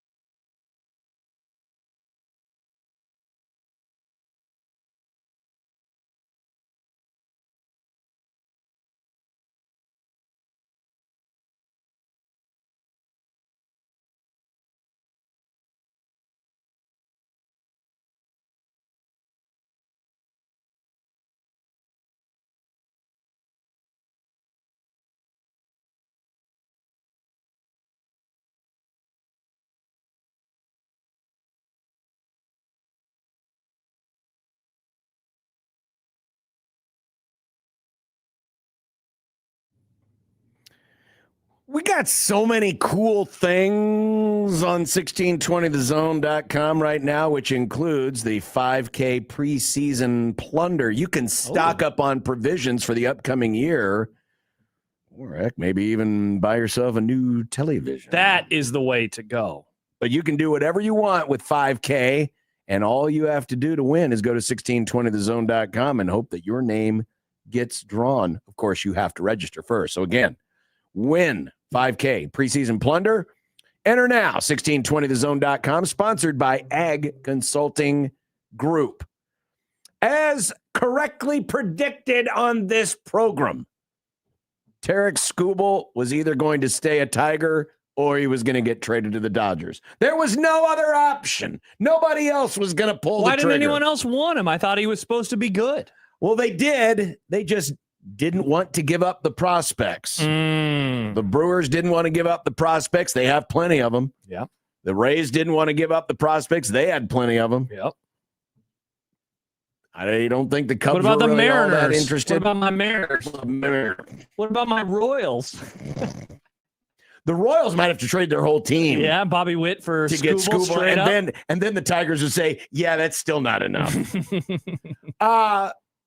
But Skubal is now, and he's got doing his introductory press availability right as we speak, watching the MLB Network. But of course, the reaction was very predictable and swift. It's another example of, oh my God, the Dodgers are ruining baseball. I'm surprised that you're not on this side. Know this for a fact.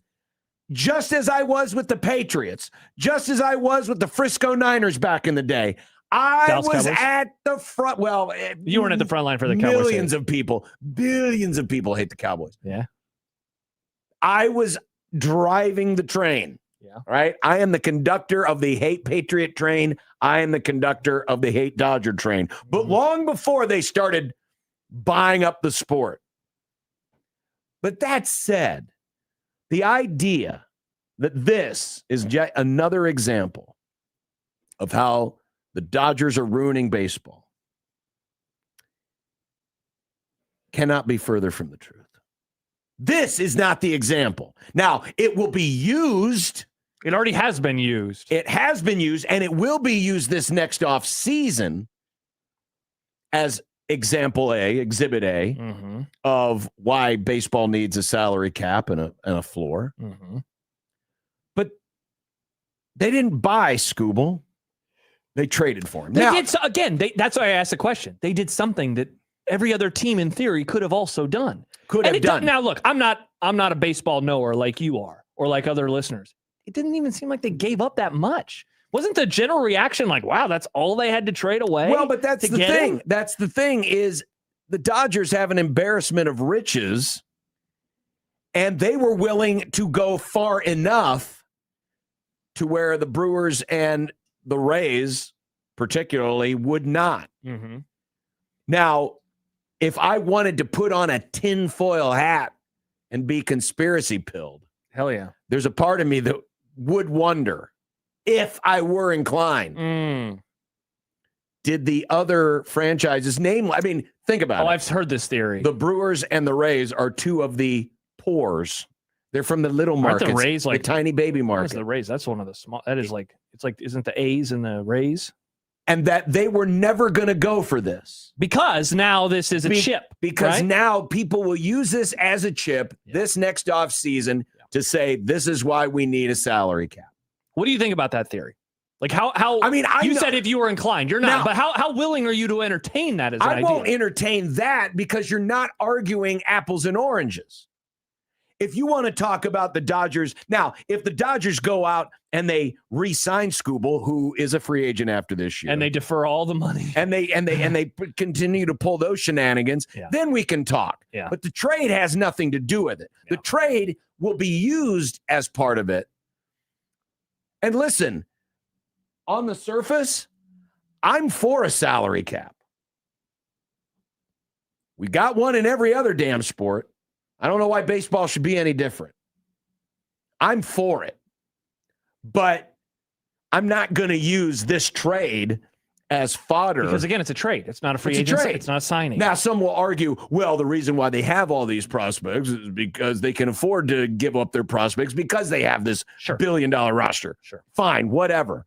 But it's disingenuous to look at this because it wouldn't take very far for me to be pushed over the edge to think that the other clubs kind of bowed out thinking, well, this will just fuel the fire. Because right now, in every labor dispute that happens, the fans usually take the player's side because it's millionaires against billionaires. Sure. But now that the gap between the millionaires and the billionaires seems to be shrinking with all these big contracts, I wonder if this go around, and by the way, this is a lockout, right? Mm-hmm. The players, if we have a shortened season or no season at all next year, it will not be a strike. It will be a lockout by the owners. Even with that, and so they need as much support as they can get from the public, right? Mm-hmm. To put pressure on the players. Hey, we just want you to play ball. Shut up and play. And they want the sport to feel like it's that their teams can win a championship. Sure. That it's not just the Dodgers' sport to lose. Sure. But it wouldn't take much to push me over the edge and think, yeah, some of these other clubs were just like, and we'll just let the Dodgers have him. So that public sentiment will come in heavily on our side. Yeah, I mean, it's that's why I asked you the question. I'm not saying I believe it, but I'm with you. Like it's kind of a hot take, a conspiracy theory I could be talked into. Sure. Right? It's kind of how I feel about it because I'm with you. I think that there is a lot of frustration from fans of the sport. We saw it when the trade went down over the last couple of days, and just the whole, well, it's theirs now to lose. It's their championship and to lose. It is. Which, you know what? It was anyway. But baseball is still so weird. We talk about it all the time. I know that they won 2 in a row and, like they could certainly win 3 in a row, but like the sport is weird and we could see some really weird stuff happen at the end of the season. But I guess I was a little taken aback because this is not a free agent signing. This is not some crazy 10-year, $2 million a year deal with all the money pushed away. No, this was a trade. And again, it was a trade that in theory didn't have a whole lot of value, or at least the value that you would think would be commensurate with a player to Skubal's caliber. Now you present the reasons maybe why that was the case.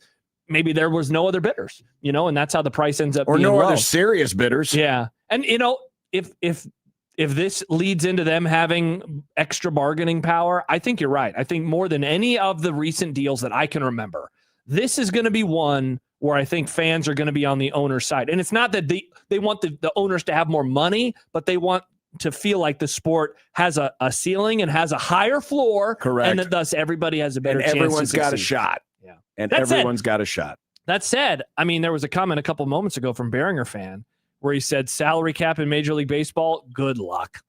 Like it's the strongest, hard. It's the strongest union out there. Yeah.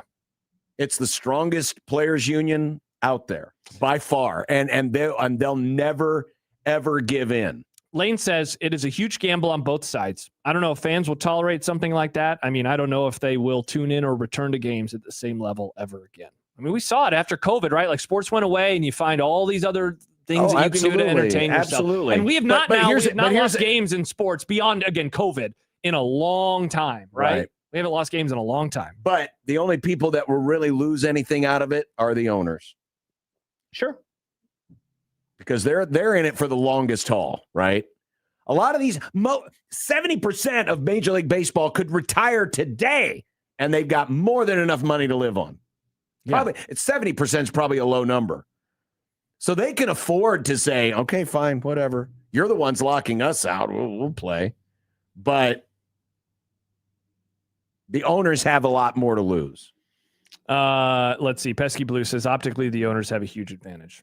They definitely do. Right now, I think that more than any. Well, they have an advantage perhaps in the court of public opinion. Yes, definitely. But when it comes to the negotiating side of it, they don't. Because they're going up against the strongest union in sports, and they would be more than willing to just, Okay, you want to lock us out? Lock us out. Like, I mean, the owners have more money. Wouldn't they be okay with like, okay, fine, some we'll of, do that? Some of them do. Yeah, I guess that's but true. others don't. Yeah. And that's one of the reasons why they want the salary cap is they want franchise values to go up. Mm-hmm. Clarence talked about this before. Oh yeah, for sure. You know, especially the smaller market teams. They want those franchise valuations to go up because when you can fix certain costs, especially labor costs, it helps those franchise values. I'm curious to talk to him tomorrow because I'm excited to hear what he thinks about all this and what he thinks it means, you know. And if he'll probably make fun of us, but if he even entertains that conspiracy idea, is that something that he even entertains? All right, we will continue. Coming up next, Mitch Sherman will join us. Lovely.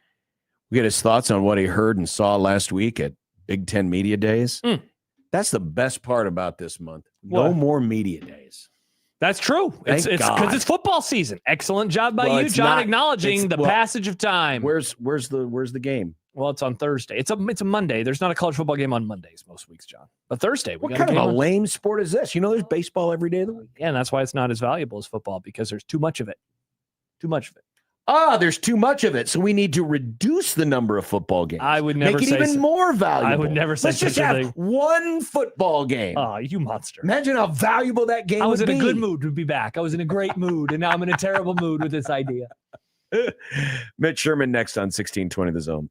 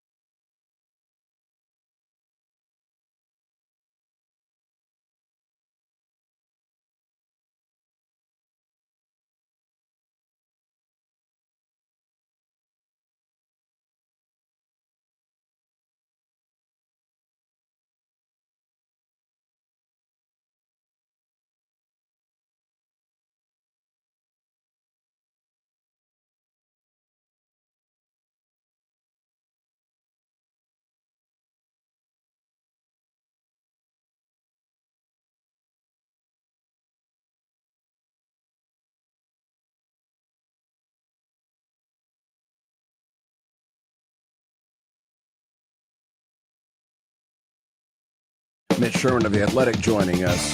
Hello, guys. The intent that he had in putting this staff together will overrule all of that, no pun intended. Yeah, you've got to get bigger and bolder every time, right? Call Mitch. Call Mitch. Call Mitch. Call Mitch. Mitch Sherman. Well, the last couple of weeks, it's been like traveling Mitch, running into colleagues or being stuck in St. Louis for hours on end. Are you finally in a stable place right now? I absolutely am, in the comfort of my own home and Thank God. no traveling. That brings back some traumatic thoughts to think about some of the situations I've been in when we've talked the last couple of times. I think it was 2 of the last 3. And airports. I did finally make it to Chicago after that long delay. Much happier today to be at home here in the comforts of Omaha than in the St. Louis airport when I was scheduled to be nowhere near that city last week. Yeah, the only travel Mitch is going to be doing now over the next month is just going down Interstate 80 to Lincoln. Practice. I'll be doing some of that tomorrow. Oh, let's go. There's a lot of players speaking tomorrow, right? There are. I haven't even looked at the list yet, but I know from having some conversations in Chicago and back in Lincoln before I went to Chicago that they're it's most of the players who are your top tier expected producers aside from the 3 who were at Big Ten Media Days. Is this different from last year? I mean, they've always had players available, but it seems like there's more. It's almost available. like a media day type situation. It is kind of. It kind of is. Yeah, it's a preseason media day. I think they did something like this 2 years ago where they had them spread throughout the Hawks. I'm not entirely certain of the format tomorrow. I believe that's what it is, where they'll be at tables or high tables at the Hawks, and media can walk up and grab a soundbite or whatever. I don't believe this is roll 15 players into the interview room and have them stand in front of the cameras. We'll get to those situations once practice actually starts on Wednesday. Although I think part of the strategy here with throwing so many people out there tomorrow is that it takes care of it for a while. So there's not going to be a ton of opportunities the rest of this week. I think Matt Rule is going at the end of the week, and then we'll be back down there next week when they're in pads. So what is your biggest question of fall camp? And maybe take the running back room off the table, because that one's an obvious one. But is there another big question that you think will need to be answered here this fall? This month? This or month. tomorrow? This training camp, Josh. Thank you. Jeez. It's August. Training Fall's camp. not for a Training while. camp. Yeah.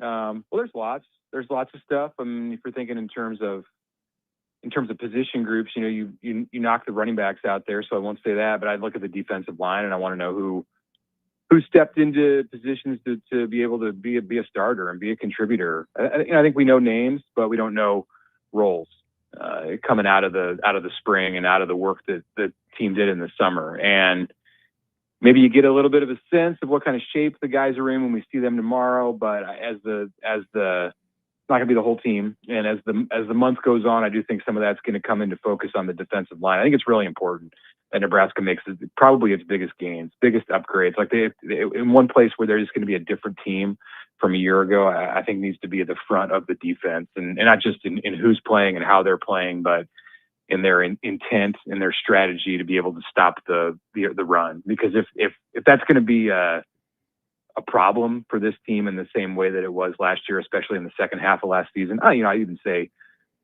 in the first half of last season, it wasn't always from the opener with Brendan Sorsby taking off at the QB position all the way, through that Michigan game. We remember that to the last month of the season when things unraveled for the run defense. It was a problem all through the year, and they've got to fix that. Like, that's charge number one, I think, for Rob Orich and his defensive staff is to scheme away and find a way with the personnel that they've returned and added to be an adequate team when their opponent wants to line up and run the ball at them. If that's still an issue, then it's going to be a tough sledding, all through the year on the defensive side. I do think they'll be better. I think with Corey Brown and Roy Manning, I don't know all that much. I don't think any of us know all that in the media, know all that in the public, know all that much about Nebraska's new defensive systems, but the defensive assistants, excuse me.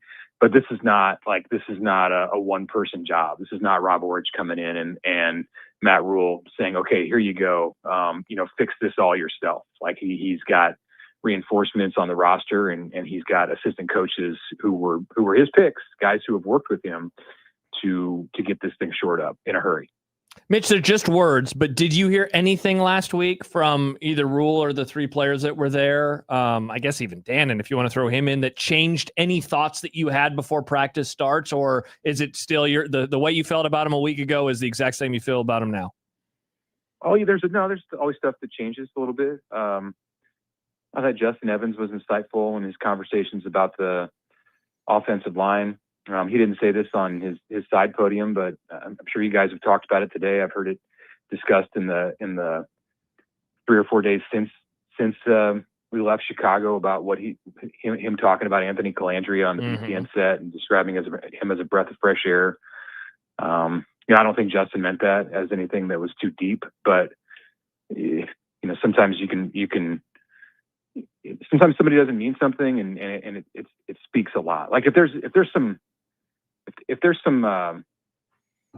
what's the right word? If there is just like an overall kind of freshness, to use the same word that he chose to the offense because of the change that Nebraska has made at quarterback, because of the Calandria coming in and Raiola going out, then I think that can relieve a lot of what held the offense back at times last year. And they were solid in the the running back spot, had the ability to do what they wanted to do with Emmett Johnson. But even when Dylan was healthy, there were times last year where you felt like something was missing, something just didn't quite click. They didn't have the ability necessarily once the Big Ten season started to pull away from teams when I think I felt at times like Nebraska should have, and then once he got hurt, once Dylan got hurt, it was kind of a house of cards where the offense was just so fragile. So if we learned something in Chicago last week, maybe it's that Calandria is going to allow them to play with a kind of freedom on the offensive side that they didn't have last year, and that starts at the top with the play caller, with Dana Holgerson. And, that was another thing I think that we learned in hearing from Matt Rule about how Holgerson is going to be able to do things, or in the vision of what they have for this season, that Holgerson is going to be able to do things as a play caller that he wasn't always, he didn't always have at his disposal a year ago. I agree, Mitch Sherman joining us from The Athletic, that he probably didn't mean to make it sound like, thank God Dylan's gone and we have someone new. Right. But I also think that they're, just as the fans did, we talked about it on this show last year, there was Dylan fatigue. Definitely. Not just from, the style of play or taking the sacks or, not throwing the ball deep, but just a general sense of, just a fatigue of wanting to hear about it all the time. And I do wonder if there is an element of that also in the locker room, because just having him around because of who he was and his status, it does tend to take some of the oxygen out of the room. Yeah, some of the fatigue I think was built up after he got hurt. Yeah, and there are things about it, John, that I agree with you. And it's a bit nitpicking to say, well, he wasn't running the offense the right way, or he was too conservative and didn't had the ability to make this throw but didn't want to do it because he was afraid to make a mistake. There's some of that, but I think there's some of that all the time with the he was still a young quarterback. He was experienced, but he was still a second year sophomore quarterback last year. And I think if he had the opportunity at Nebraska in different circumstances to continue to grow and mature, and he had an offensive line that was blocking for him the way it should have been, then we might have seen a totally different career arc for Dylan Raiola, and there wouldn't have been that kind of fatigue. I think looking back on it, I agree with you. There was some fatigue, but I think some of that came from what happened after he got hurt. It was November 1st, and Nebraska was 6-2, perhaps on its way to being 7-2 in that game. when he got hurt. Could have been a special season. UCLA was coming up next. Who knows? Who knows where things might have gone if he doesn't get sacked on that play and they score on that possession. Like, that's the turning point of the season. And, everything that happened before that, was on one side of it. And I think the most of the fatigue comes in after that, because then there's uncertainty, and there was the speculation about whether he was going to stick around, and that started to go in a certain direction where you could see the writing on the wall pretty easily late in the season, or certainly once the Iowa game was over. And I think that's where you remember that. And I think that's where some of the fatigue comes in. Mitch, a bigger picture question for you. We got the news last week about the class of 2022 and how now they have extra year of eligibility. They're allowed to play. I like the immediate response was this whole whoa, football rosters are going to change, ignoring the fact that practice is days away from starting. It seems much more likely that a Jamarcus Lawrence could get added to the basketball program than anything could happen with the football program. Am I reading it right in your opinion right now? Is there even any room if they were to try to do something here? Yeah, I mean they have room under the roster limit. They're not. I don't think they're completely maxed out. They said 116 or 117 players right now, and of course 105 is the limit. But they have the players who were grandfathered in from the House settlement last year. So I mean, if something fell in their lap, I mean, I think they could probably add a player. But I don't see that happening. Maybe we'll get some more clarity from Rule this weekend. I don't think so. There isn't really anybody available to Nebraska from its roster a year ago, the exception of maybe one specialist. Dasan McCullough is not coming back from the NFL. He was a 4 for 4 guy last year, but he declared for the draft. And if he wanted to come back for another year, there were probably some options that he could have pursued before this 5 for 5 came into effect in the judge's ruling on Friday afternoon. So, he's in camp with the Broncos, I believe. So that ship has sailed. I've been busy with some other staff-wide items here today. So I don't know. I do know. Well, shouldn't say, you never say never, but there's not some August 3rd transfer portal that opened up. I believe that the judge's clarification yesterday squashed that possibility. And anybody who's going to come back and be a 5 for 5 from the class of 2022, high school graduating class of 2022, is not going to be able to transfer somewhere and do it. So at one point this weekend, there was a thought that, hey, there's going to be this week-long transfer portal at the start of August, and all kinds of players are now going to be on the market. And if you need a defensive lineman, why don't you go look? I think it's good that that's not happening. We did not need that this week. And maybe some players would have liked it. I'm sure some players would have liked it. They might have gotten paid in a certain way, but like you said, Josh, rosters are set, not just with numbers, but also with financial numbers. And Nebraska doesn't have, huge amounts of money that are sitting around ready to pay, somebody who wants to come exercise their right to be a fifth-year senior. Mitch, one of the guys that I'll be very curious to see what happens to him, not only this month, but this fall, is Carter Nelson. Yes.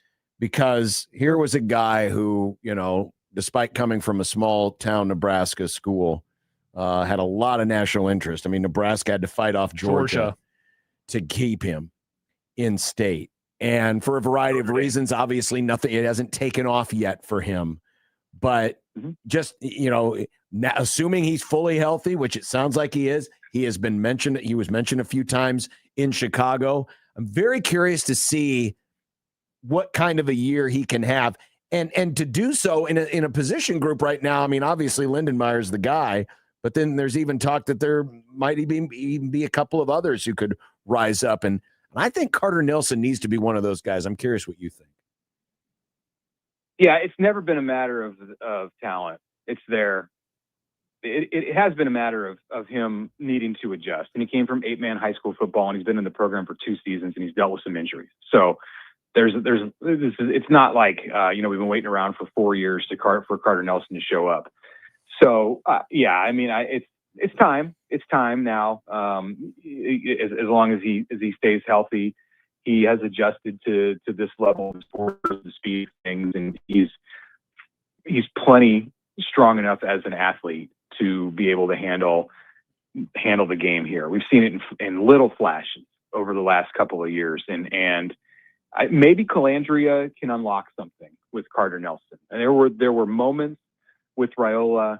I never felt like, even when Carter was on the field, save for maybe like one drive in his freshman year against a lower level opponent in non-conference play where they threw to him maybe 2 or 3 times in a row. I never felt like the two of them clicked on the field. And then I'm not saying it was Dylan's fault. It just didn't work they didn't have the kind of chemistry that they needed to make him a big weapon. And maybe that's partly on the play calling. Maybe there were ways that Nebraska should have tried to use him and get him the ball in some easier situations. And they might do that this year. And I think Calandria potentially could help that happen because of the versatility that he has at the QB spot. So yeah, I do. I think it's time. And that would be something that's kind of under the radar. Like I'm not hearing that necessarily from a lot of people. I don't get a lot of questions about Carter Nelson. People have, I think, forgotten about the talent that he brought into the program 2 years ago, and it could be a real pleasant treat for Nebraska if he's ready and the light comes on.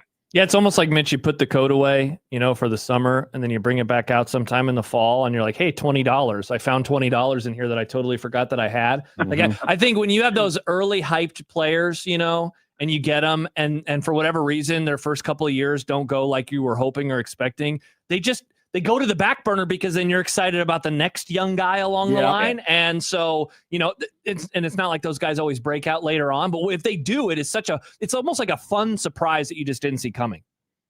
And you don't see it that much because I think great talents in this sport today, because of, and in other sports too, basketball, their level of training and their level of competition is so high today coming into college in comparison to what it was a generation ago. Well, Carter Nelson's a throwback in that sense because of where he came from and the fact he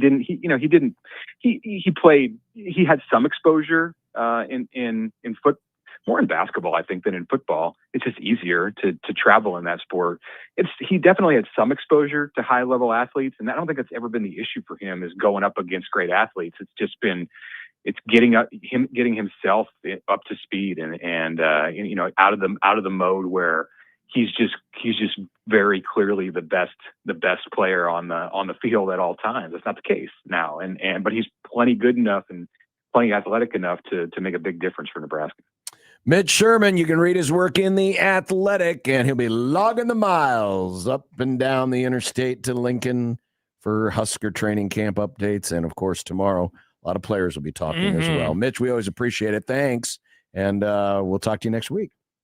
Okay, thanks, guys. Bye, Mitch. Mitch Sherman joining us on the Prairie Flower Casino Zone hotline. It's funny you had a question about Carter Nelson, because I had also written a question down about Carter Nelson. Like, I wonder what inside the program they're thinking about him. What's the internal expectation? Because, again, you have to beat Georgia to get him. It's like, that's a huge feather in your cap. Yeah. Even with the lesser competition that he was going up against. Freak athlete, all these things. Mitch mentions the early part of his career. I remember that. He's targeted in some of those non-conference games. I believe he scored a touchdown in one of the first couple of games, 2-3 games, maybe against Northern Iowa back in 2024. It seems like, okay, he's not going to be the guy just yet. They have other tight ends on the roster, but certainly he's shown some flashes. But he's just had so many injuries. And I know, I think we ended up talking about him a couple weeks ago as I compare him to the player I'm about to again. But Thomas Fidone, a guy who was so ballyhooed, right? You had to fight really difficult competition to land him when you get him out of the state of Iowa. Now, his injury situation was different because it was just like, it was right away, and then he returned, and then it was right away again. And so he just never was able to get started. But at a certain point in time, I do think that those injuries are going to catch up to you. And I thought that they did. Now, he's a freak enough athlete to end up in the NFL. Carter Nelson, we'll see. But it would just be such a nice surprise for the offense with all these question marks. I think you're okay with Lindenmeyer being the dude, but it would be really nice if Carter Nelson could, 15 catches, 20 catches. Sure. Even. I'm not asking for another threat. Yeah, certainly. There's nothing wrong with another threat. Certainly. And it would be a shot in the arm for in-state recruiting. It absolutely would. It absolutely would. Coming up next, 25 teams in 25 grums today. We head to the ACC to tackle the SMU Mustangs. Steve Lansdale, the play-by-play voice of SMU, will join us next on 1620 The Zone.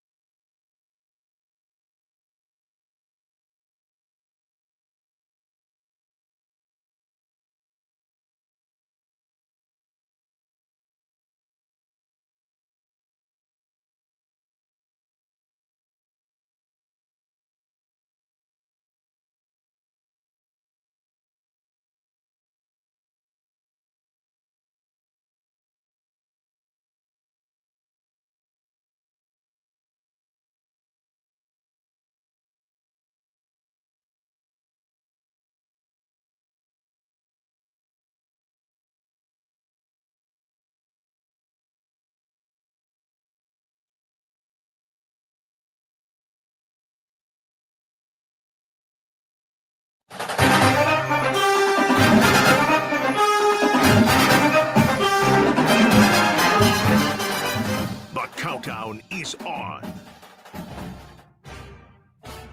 Here's Jennings, 2nd and 10. And here goes Derek McFall on a little pitch, and he'll turn the corner, 1st down and more, and McFall's going to score. 35 yards goes Derek McFall. Beck's going to pass. Pumps, delivers, picked off at the 2 by Moses. SMU on the verge of history. Harden, trick or treat, Dallas. SMU wins. It's time for 25 teams in 25 grums. I do not recall in the history of this bit, which we've been doing for a very long time. Oh, yeah. That I have ever had to prepare questions about SMU. I think this is a first. I think it is. I think it is. Mm-hmm. Well, and they're rightfully so. Did you know the second most wins in the ACC since joining the conference? Only Miami, last year a playoff team, had more. And of course, SMU made the playoff 2 years ago. Mm-hmm. We welcome in the voice of the Mustangs. Steve Lansdale joins us on the Prairie Flower Casino Zone hotline. Steve, thanks for coming on. We appreciate it. Absolutely. Thank you for having me. Second most wins, as I mentioned, since joining the league, a playoff berth 2 years ago. I mean, is it safe to say that SMU and the offer that they threw the ACC has panned out in a bigger way early on than maybe even the most optimistic Mustang fan would have thought? Yeah, I think you have to say that. When the announcement was made they were moving to the ACC, obviously everybody within the program, within the university, was very optimistic and said all the right things that you're supposed to say. But if you did a grass poll among fans, there would probably be some who would sort of wonder if they were ready to take on the likes of Miami and Clemson and Florida State and schools like that. Well, they've beaten all 3 of them so far. They beat Miami last year when Miami made it to the national championship game. And I think they've exceeded everybody's expectations with the possible exception of Rhett Lashley and his coaching staff, who have been as bullish on this team as you can imagine, and they've backed it up. Steve, speaking of the coaching staff, big picture to begin our preview, what do you think of the plan to have the co-coordinators on both sides of the ball? I imagine there'd be a critique of if you don't have one, if you have 2, you don't have one. Who is going to, make the important third down calls, et cetera, et cetera. What do you think about that plan for 2026? To me, that's the biggest question of the whole season. You've got 3 co-coordinators on offense this year and 2 on defense. But the benefit is that all 5 of those assistants have been there before and worked under their predecessors. And make no mistake, this is Rhett Lashley's offense. So Rob Likens, the wide receivers coach, and Garen Justice, the offensive line coach, and De'Eric King, the quarterbacks coach, are all listed as co-offensive coordinators. But Rhett Lashley is still the one making calls, calling plays, making, third down decisions and time management decisions at the end of games and things like that. So I don't know that there's going to be a huge change there. The outgoing offensive coordinator will be in Dallas in a couple of weeks into the season. Casey Woods is now the head coach at Missouri State, which is on the Mustang schedule. On the defensive side, Scott Simons has moved on to the Dallas Cowboys, but his role is also being split by a couple of assistants who worked under him. Maurice Crum, previously the linebackers coach, will be the one calling defensive plays on the sideline this fall, and Ricky Hunley Jr. In the secondary has been there a little bit longer and has tons and tons of experience. So yes, there are new faces in those coordinator roles, but I don't know that you're going to see a huge changeover in the way things run. Talking with the voice of SMU, Steve Lansdale, as we preview SMU in 25 teams and 25 grums. He's accounted for 59 touchdowns, 50 through the air, 9 on the ground the last couple of seasons. When you look at what Kevin Jennings needs to be this year, what does better look like from him? The first answer is healthy. He is, you all have his statistics, and he's obviously been extremely productive as both a passer and a runner. But he played probably 10 or 11 games last year with a sprained ankle. And Kevin Jennings on one ankle is faster than most players trying to chase him down. So he was still able to run away from some people. But if you look back to 2024, there were times that he could turn the corner and just hit the Jets and disappear into the end zone. And he says he is now, he said in the spring that his ankle issues are ancient history, a thing of the past. And if he is fully healthy, I think he's as dangerous as any quarterback in the country. He's got a cannon of an arm. He's been a starter for 3 years. He knows this system inside and out. And I think you can make an argument he might be the fastest player on the team. If he's not, he's on the very, very short list. So he's gotten better each year with protecting the ball, not making mistakes. He's gotten very good at, throwing his receivers open and that kind of thing. And again, having him in the backfield, it's almost like having an extra running back. So in a way, it sort of feels like you're playing 12 on 11 sometimes. Steven, the guys that he'll be handing the ball off to and throwing the ball, there's some new faces, some new names among those portal skill or those skill guys. Which of the portal players at that spot or those spots are you maybe most intrigued or bullish on in 26? A few of them. Yannick Smith is a 6'3", 210 or 15-pound receiver who came over from East Carolina, and he was gotten, partly because he's very, very productive, but specifically because he is a big physical receiver. They like to throw back shoulder fades all day long, and he can go up in the air and simply rip the ball away from defensive backs. On the other side, they brought in Jalen Hale, another receiver from Alabama, who has all the talent in the world, but in Tuscaloosa, he couldn't stay healthy. So he came in the spring, and they were a little unsure what they were getting, but the coaches described him as practicing as if it was the last game of his career. He looks very fast. He's very productive. He can take the top off a defense, to use that cliche. Mm-hmm. And then Kendrick Raphael, the running back who transferred in from Cal, the last time SMU saw him, he was running for 100 plus and a couple of touchdowns against SMU. And the best way to contain him, I guess, is to welcome him to the roster. And as a senior, he is certainly going to be given a chance to be the lead running back in a pretty crowded and talented backfield. As we take a look at the other side of the ball, Steve, a lot of transfers in on defense, especially up on the front line. What is the potential for this group? The potential is very good, but you're right. There's a lot of new faces. All 4 starters from last year's line are in NFL camps right now. And it's been a long time since SMU could say that. They've added several, both interior and out on the edge. One of the guys they're really excited about is Akeel Washington, who was on the team last year and missed the entire year with an ankle injury. And in spring, there were times that he was in the backfield almost as much as Kevin Jennings. He's very, very quick.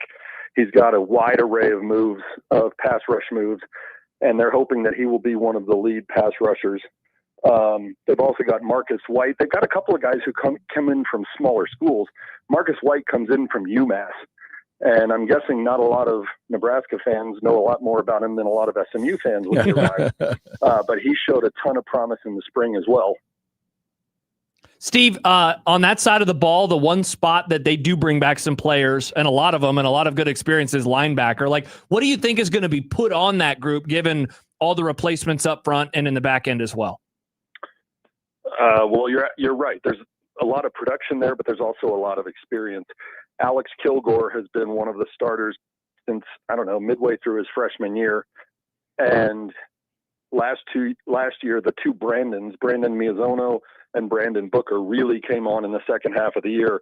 So not only are they going to be counted on to be very productive, but they're going to be responsible for a lot of the communication because, as we said, they're replacing all 4 starting defensive linemen, and behind them, they had 2 safeties who seemingly have been starting for a dozen years, who also are gone, in Ahmad Moses and Isaiah Wacobia. So they're really going to have to be the quarterbacks of the defense, communicating everything, getting everybody lined up, and running this defense as sort of the coaches on the field. We are talking with the play-by-play voice of SMU, Steve Lansdale, who joins us on the Prairie Flower Casino Zone hotline. We mentioned the playoffs 2 years ago. Last year, they were really a stumble away from being in position to maybe go to the playoffs for another year. Is it fair to say, even with the changes, especially on the defensive side, that the expectation at SMU now is find a way into the playoffs? Yeah, I think that's certainly a legit possibility. As we said, there are some questions to be answered, especially on the defensive side. But last year they beat Miami, which was treated as a historic event, and it really was. But as you said, they also stumbled. They fell to Wake Forest and they fell to Cal, both of which are games that they felt they could have won. And my guess is if you ask the players and coaches, every one of them would tell you they should have won. They have shown they can beat the best in the ACC, and Clemson's not on the schedule this year. Miami is not on the schedule this year. There is no reason to believe, as far as I can tell, that they shouldn't at least have a chance at the ACC championship game. And if you get into that game, you have a chance to win it and seal a place in the playoffs. So is it guaranteed? Of course not. But is it possible? Yeah, I think it's very possible. Steve, we always appreciate a good preview. We hope you have a great season this year and enjoy some fun times with SMU football. Steve Lansdale, the play-by-play voice of SMU. Steve, again, thanks. Thanks for having me. I appreciate it. You bet. Thanks, Steve. Steve joining us on the Prairie Flower Casino Zone Hotline. Things can get spicy right out of the jump. Yep. Because a rebuilding Florida State on the road is the first game of the year. And then 2 weeks later, they go to Louisville. So this season could very easily be defined before the month of October for SMU. I would absolutely agree with you. If these games either go all right or all wrong. Yeah, and that Florida State game, as you mentioned, Monday night game, Labor Day night, in that kind of ACC Monday night slot that we've seen, and then the Louisville game a couple weeks later, both of them on the road. And so that's over the course of 13 days. We're going to know what's going on with this team. They also have Notre Dame late in the season. They have Cal in the midpoint of the season. It's a they don't play Miami. They don't play Clemson, and I know Clemson's not a whole lot to write home about. So, if you get off to a good start, I think that the schedule sets up to be quite manageable for the Mustangs, and maybe get back to the playoff, and maybe send two teams from the ACC into the playoff if they're able to get in that mix. That game against Notre Dame late really could be the one, maybe that pushes them over if they're able to pull off an upset. All right, when we come back, it's time to go into the world of the dumbass stupid because maybe there's a bill. Maybe they'll vote on it. Maybe. And maybe they'll get more than 60 votes. And will it matter to Nebraska? I have a take that it would. Well, let's find out next on 1620 The Zone.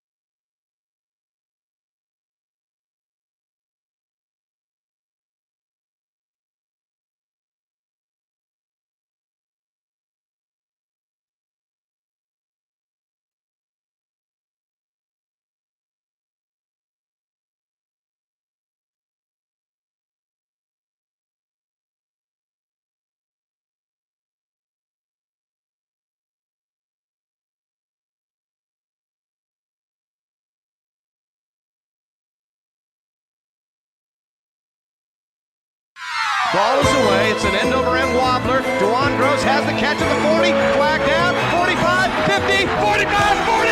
Into the 35. Oh, come on. Oh, my goodness. As the dumbass, stupid turn. 35. This portion brought to you today by Dawn, the dishwashing liquid that takes grease out of your way. Now you have to regain your composure. Oh, you don't either. Yes, you do. And by Bold 3 detergent with built-in fabric softener. Our defense coming out and giving up touchdowns on the first drive of the second half. I'm going to lose my mind if they do. That is terrible. Stupid turns, my friends, and the dumbass stupid. It might actually happen. After all last week, deadlines, not meeting deadlines, and negotiations, and back and forth we go. Over the weekend, we learned that the Big Ten and the SEC have given the Saving College Sports from Itself Act their blessing. They blessed the blessing. They've blessed it. There aren't any Catholic schools in the SEC, are there? In the SEC? Yeah. Definitely not. I think, down there back in the day, they had these guys that wore these pointy hats. They didn't like Catholics. There's no Catholic schools in the Big Ten either, right? Northwestern's not Catholic, are they? They're just private? No, they're just a bunch of upper-class twits. Bunch of McMasters. Bunch of dorks. Well, in either way. Yeah. It's possible. It's possible. Now, I just saw a tweet that said the full bill language of the bill has yet to be. That hasn't stopped anyone from voting for something before, John. Put out there. They're happy to vote. But there is a chance that they have the votes and we could get the Saving College Sports from Itself Act. Do I need to apologize? Do I need to own up to being wrong about this? Or should I hold the line because they have not voted on it just yet? Because you know me, man. I have, for as long as I have known you, said, no way in hell this is happening. The government is not coming to save you. It's not going to happen. And now I feel like for the first time ever, I am going to be wrong about this. And mainly because they got the blessing from college sports. That's the thing. Well, they got the blessing from the Big Ten and the SEC. Yeah, they signed off, not the government. The government didn't sign off. Right. Those two leagues signed off. Yeah, Baymon says it got further than I ever thought it would. Absolutely. And I think it's going to get across the finish line. I think that this is going to happen. I really do. Well, then the real question becomes, because this goes back to my initial objections, was how much of this is going to be legal? How much of this is going to pass Supreme Court muster if someone decides to challenge it? Remember, all this being done and zero input from the athletes. None. Imagine if Congress were able to pass a bill, and I realize they have an antitrust exemption, but imagine if Congress could pass a bill dictating how the NFL does its terms. But if the NFL players had no, but if the NFL, see, that's the thing. There's a collectively bargained agreement, but there's not in college sports, and so that's the thing. So the NFL players would say, whoa, we got to have some conversations. The college players have nothing. They have, and that's why I wonder if this thing's, even if it gets passed, but even John, if it gets brought into law. Not to get too political. They got the courts on their sides. Like, everybody wants this over there. And if they get the right people to say, we want this, I just don't think anyone's going to be able to overturn it. I don't know. I have my doubts still. We'll see. I hope you're right. Because I'm guessing that there's going to be stuff in here that we like. And I think there's going to be stuff in here that we definitely dislike. Well, there's many things in here, but the biggest thing, and the thing that really took up a lot of the oxygen, was this idea of a cap. And right now, there's a $21 million revenue share cap that the schools totally adhere to. Well, the legislation, as it is written, or will be written, would create a $22.5 million retention pool that schools can use on keeping athletes. So think about this. Of the money, more of it is allocated towards retaining players than it is to go out and get new ones. And you know why that is? That, along with the new or old transfer rules, meet the new transfer rules, same as the old transfer rules. Right. They're trying to incentivize keeping players. Correct. They're trying to incentivize it because here's how they're doing it. They're saying, hey, programs, you have more money. that than you have elsewhere to use on your own guys. And what that says to the players is, hey, players, it is beneficial for you to stay because there is more money for you. And again, you can move free one time, but otherwise you'd be penalized. Like that's why they are trying to do it from that perspective. There's also $5 million that would be spent only on women and non-revenue sports. So they're saying, hey, look at us. We're also happy to do so when it's not, just football or men's basketball. So that's basically a $49 million overall cap. Now, this would cover everything. No more third-party NIL so coming from boosters. Collectives are dead. Collectives will be dead. No. Collectives will be dead, but paying under the table will return in full force, will it not? It already has, but is this going to necessarily stop any of that? Probably not. Mm-hmm. So that's where it sits right now. Mm-hmm. Do we think that this is good for Nebraska football? Do we think that this is good for Nebraska's athletic department? We've spent months around here. We've heard Matt Rule say, we don't have enough money. We need more money.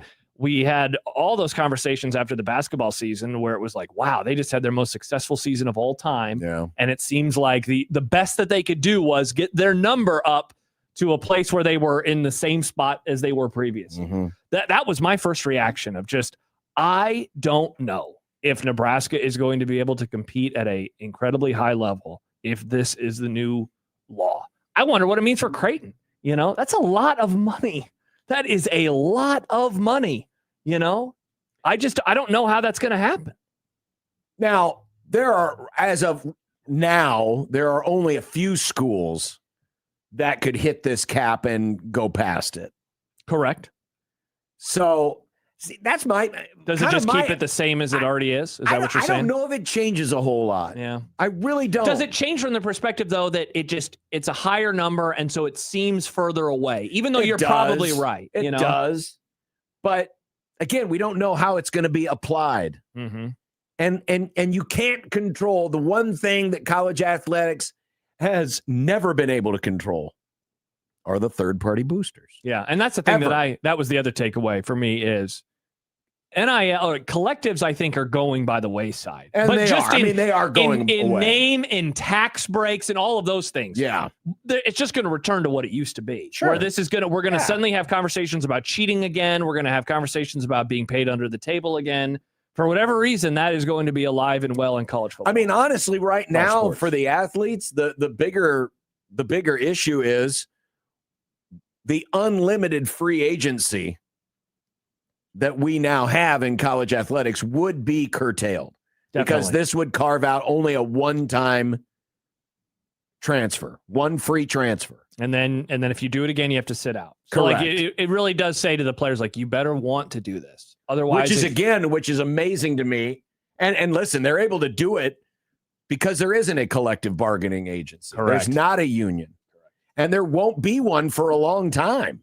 Correct, now maybe this getting through and the athletes seeing their freedom go from unlimited back to restricted to a degree might be the impetus to get others to act. But again, for a lot of these college kids, they're in for 4 or 5 years and then they're gone. Well, and that's the thing. The thing that I would wonder about is, would you see players collectively get together and strike?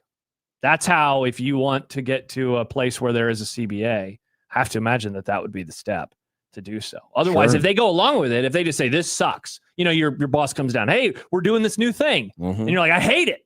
But then you do it. It's like, okay, well, can't have an argument here now. If you were like, I agree, I don't want to do this, but I'm going to do it anyway. If they keep playing, then it's not really going to matter. But you're right. That's the thing that I just keep wondering about is, what voice do they have? Do they have a voice in any of this right now?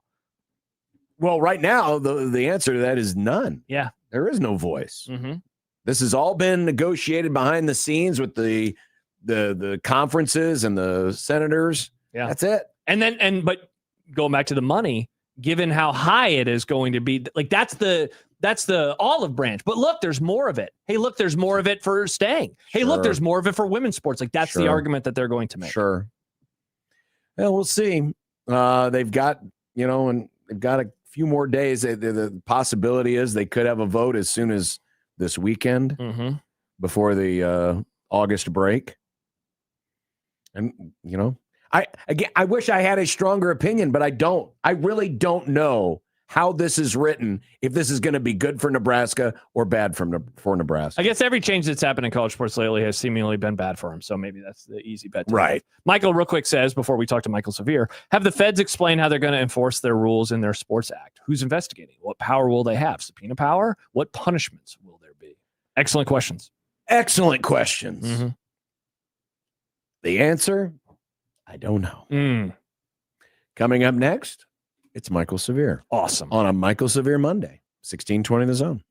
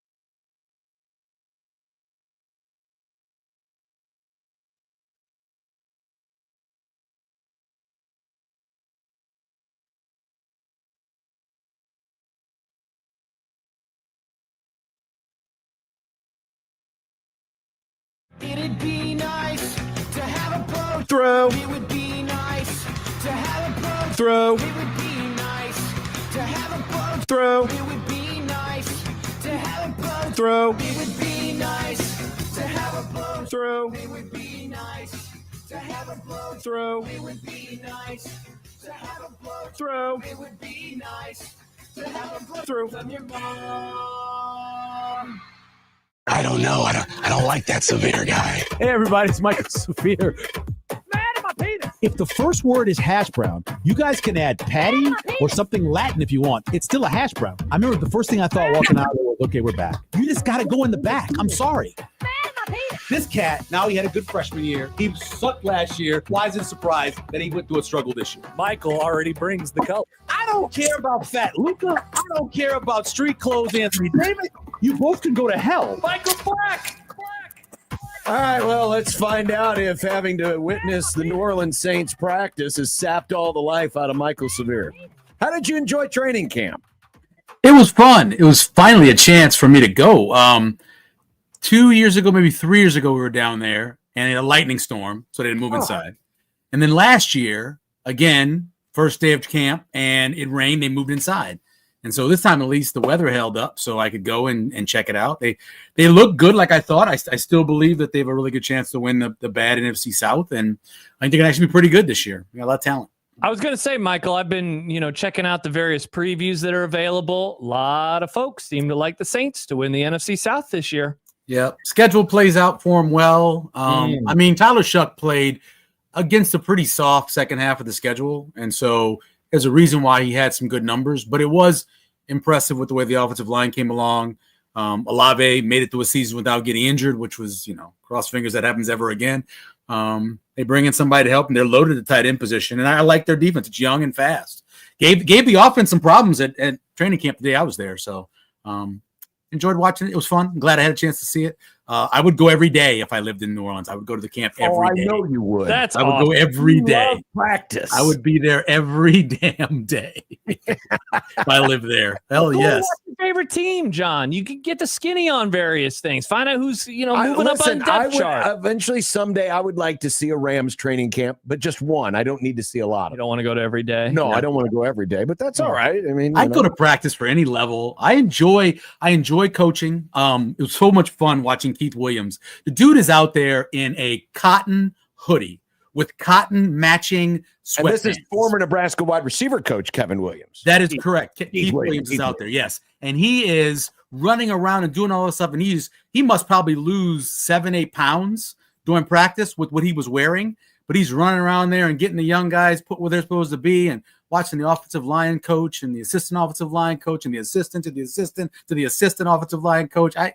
enjoy that stuff. You should ask him to check. I assume he has a watch on. See what the mileage is when he starts practice and what it is at the end of practice to see how much he ends up running during practice. Yeah, and it's only about they only practice about an hour. Maybe it's more like 45 minutes because they come out, they do individuals, and then they did team at one end, 7-on-7 goal line. Then they came down to team on the other end, and then we got to see 11-on-11 on our side where I was standing, goal line, which was awesome to watch that because they went through starter, backup, third string, starter again.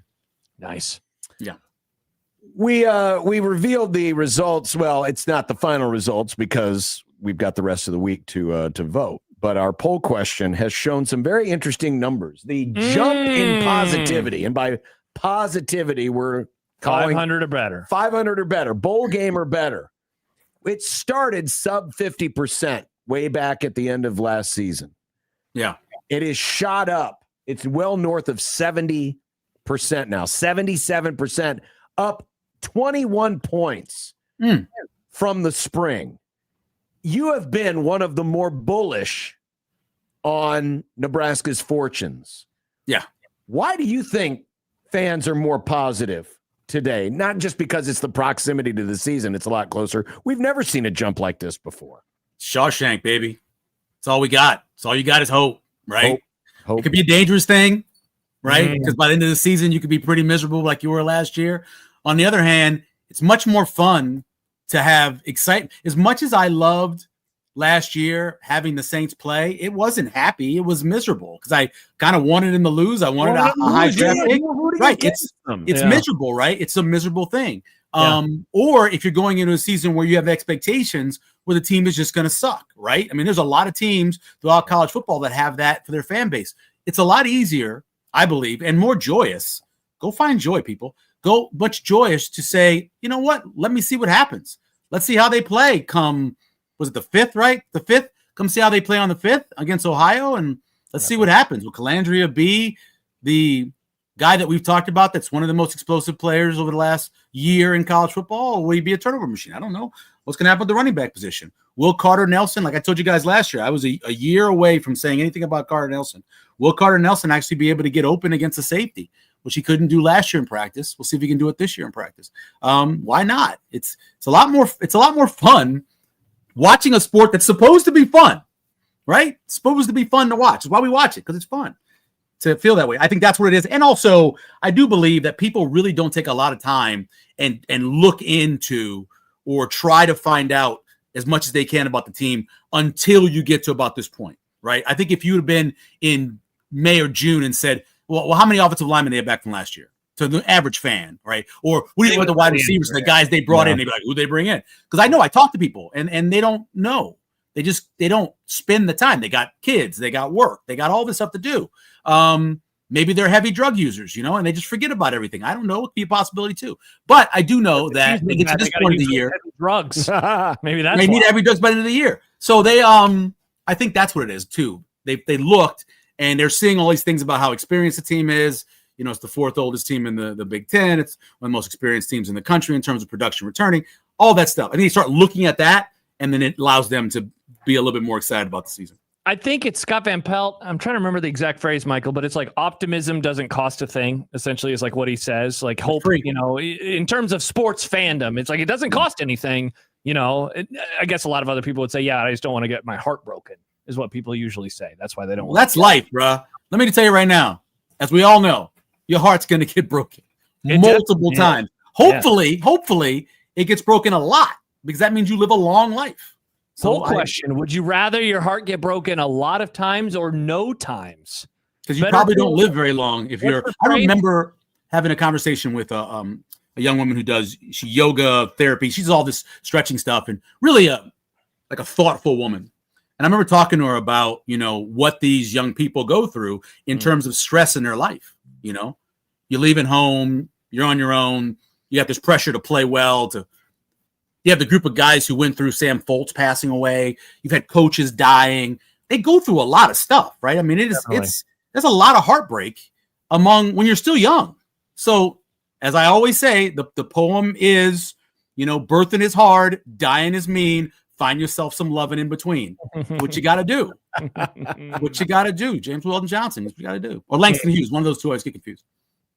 So to you, what is the biggest question that needs to be answered this month before the season kicks off? This month. I don't know because we're not going to see anything. And so I don't know who's asking the question, who's answering the question, because we're not going to see any of it. What about if you view it from this way? You can ask Matt Rule, and he's actually going to tell you. What is the thing that you need answered this month? Yeah. What do you think? I think I'm going to get to interview him this year for Big Red Wrap Up to preview the season, I think. And I'm pretty sure we'll start with, bringing in a defensive coordinator. You've had 3 now, and what Tony White did his first year. There were some issues the second year, but you still, in the end, finished pretty good. Last year didn't work out for whatever reason. You saying now maybe you didn't give him all the chance he could to actually coach. Like what is your plan with Rob Orridge? I mean, is it hands off? Are you turning your hat backwards and getting there with the defensive line? How do you feel about how Corey Brown is working with the defensive line? I mean, it's going to be a lot of defensive questions. So I think I know what the offense is. I really do. The defense is the one that you have hope because they've got more bodies. You have hope because they have more athleticism at linebacker. You have hope because you have all this depth in the secondary. But at the same time, it's a new coach, a new system. How are they going to adapt to it? That's what I would probably start off with in terms of a question with Matt Rule. Which assistant coach do you think has the most pressure on himself this year? I think it's Corey Brown. I think it is. It's Corey Brown because he's never coached at this level, this high of a level. Yes. Right. I mean, man had a lot of success putting guys into Power 4 and the league at Iowa Western, helping out there. Mm-hmm. He also went on to, have success at a lower level. The pressure of going from G6 or 1AA to this level is huge. And so I think, especially with how they played last year, and, talking with Dave Tollefson, when I had a chance to interview him on a podcast, he was talking about how they really had to find out what these guys are. Like, who are you as a player? The guys who are coming back from last year, who he knew during the bowl weeks, and the guys you're bringing in, who are they? What kind of players are they? Where do they fit best? What do they do best? How do they take the instruction? And so I think that's a lot for Corey Brown to get done. Now, he's got help with Roy Manning and all those guys, but it's a lot of pressure because once you get past these first, let's just really say first 4 games, that you're going to meet up with some offensive lines and some run games that are going to they're going to challenge you. Indiana's going to, I don't care who the running back is, they're going to run the ball down your throat. That's what they're going to try to do. And obviously, Ohio State's done that over the years. And we know at Oregon, we talk about the high-flying Oregon, but Oregon also wants to run the ball. They're like 4 deep at running back. They may have the best running back room in college football. So you're going to have to be under a lot of pressure to get those guys ready for the Big Ten schedule, the meat of the Big Ten schedule. So last week, I identified some guys who I thought would be barometer guys that if we're talking about them. Bill Ramby. Yeah, exactly. But if we're talking about them in a glowing way at the end of the season, I think it would give you hope for the future. And I felt like it was a bit of a cop-out, but I did pick Rob Orich and Brett Maher for different reasons. But as a player, I looked at Pritchett because Pritchett is kind of a way, as Josh and I did the whole hits, misses, and guys, and the failures time and time again of Nebraska to not be able to take their 4 stars and turn them into something. Now, even though Pritchett wasn't a high school guy, he was still a 4-star, and he came over, and we saw his progression last year. And if he is like Rule talked about in Chicago, if he plays like a man this year, what that would say for the progression and the development, and just the fact that what a great story it would be for this guy who, think about his first 6 games last year. He gets the penalties against Cincinnati. He's benched. Michigan swinging game. Minnesota gets kicked out of the game. And despite the fact that the last half of the season was a stinker, especially the last month for Nebraska, here was a guy who emerged as, oh, wait, he wasn't too bad after all. And now if he can take that next step and go to the next level, I think that would say a lot, not only just about this year, but also about what Nebraska has in terms of its development and its ability to make players better, which has been something this program has struggled with for the last decade and a half. And it was their cornerstone too, right? That's what they did. Yes. They developed for so long. Let me tell you somebody who has zero worry about pressure. There is no person in that building with more ice water in their veins than Brett Maher. Do you know what he did for a living? He did one of the least believed in as a football position, pressure positions in all of sports. To line up for a 45, a 55-yard field goal in a game to win in the NFL, there's not much pressure. Dude, he's now just living his life, doing some coaching, giving people advice. I'm not worried about him. I think a lot of other guys have some, pressure on. Even my boy Pilla. My boy Pilla, people are going to say, listen, when you guys played against Georgia, you struggled on your offensive line. When you played against the best defensive lines you did in the other 3 or 4 games at Georgia Tech, you guys didn't play at the highest level. What's going to be different here against better competition than you played in the ACC in the Big Ten? That's some pressure, right? And there's always the chance of injury and having to stick somebody else in there outside of the top 5 that you have who you really like. So he's got a ton of pressure on him. And then a guy who I also don't think has a lot of pressures is EJ Barthel, who doesn't really.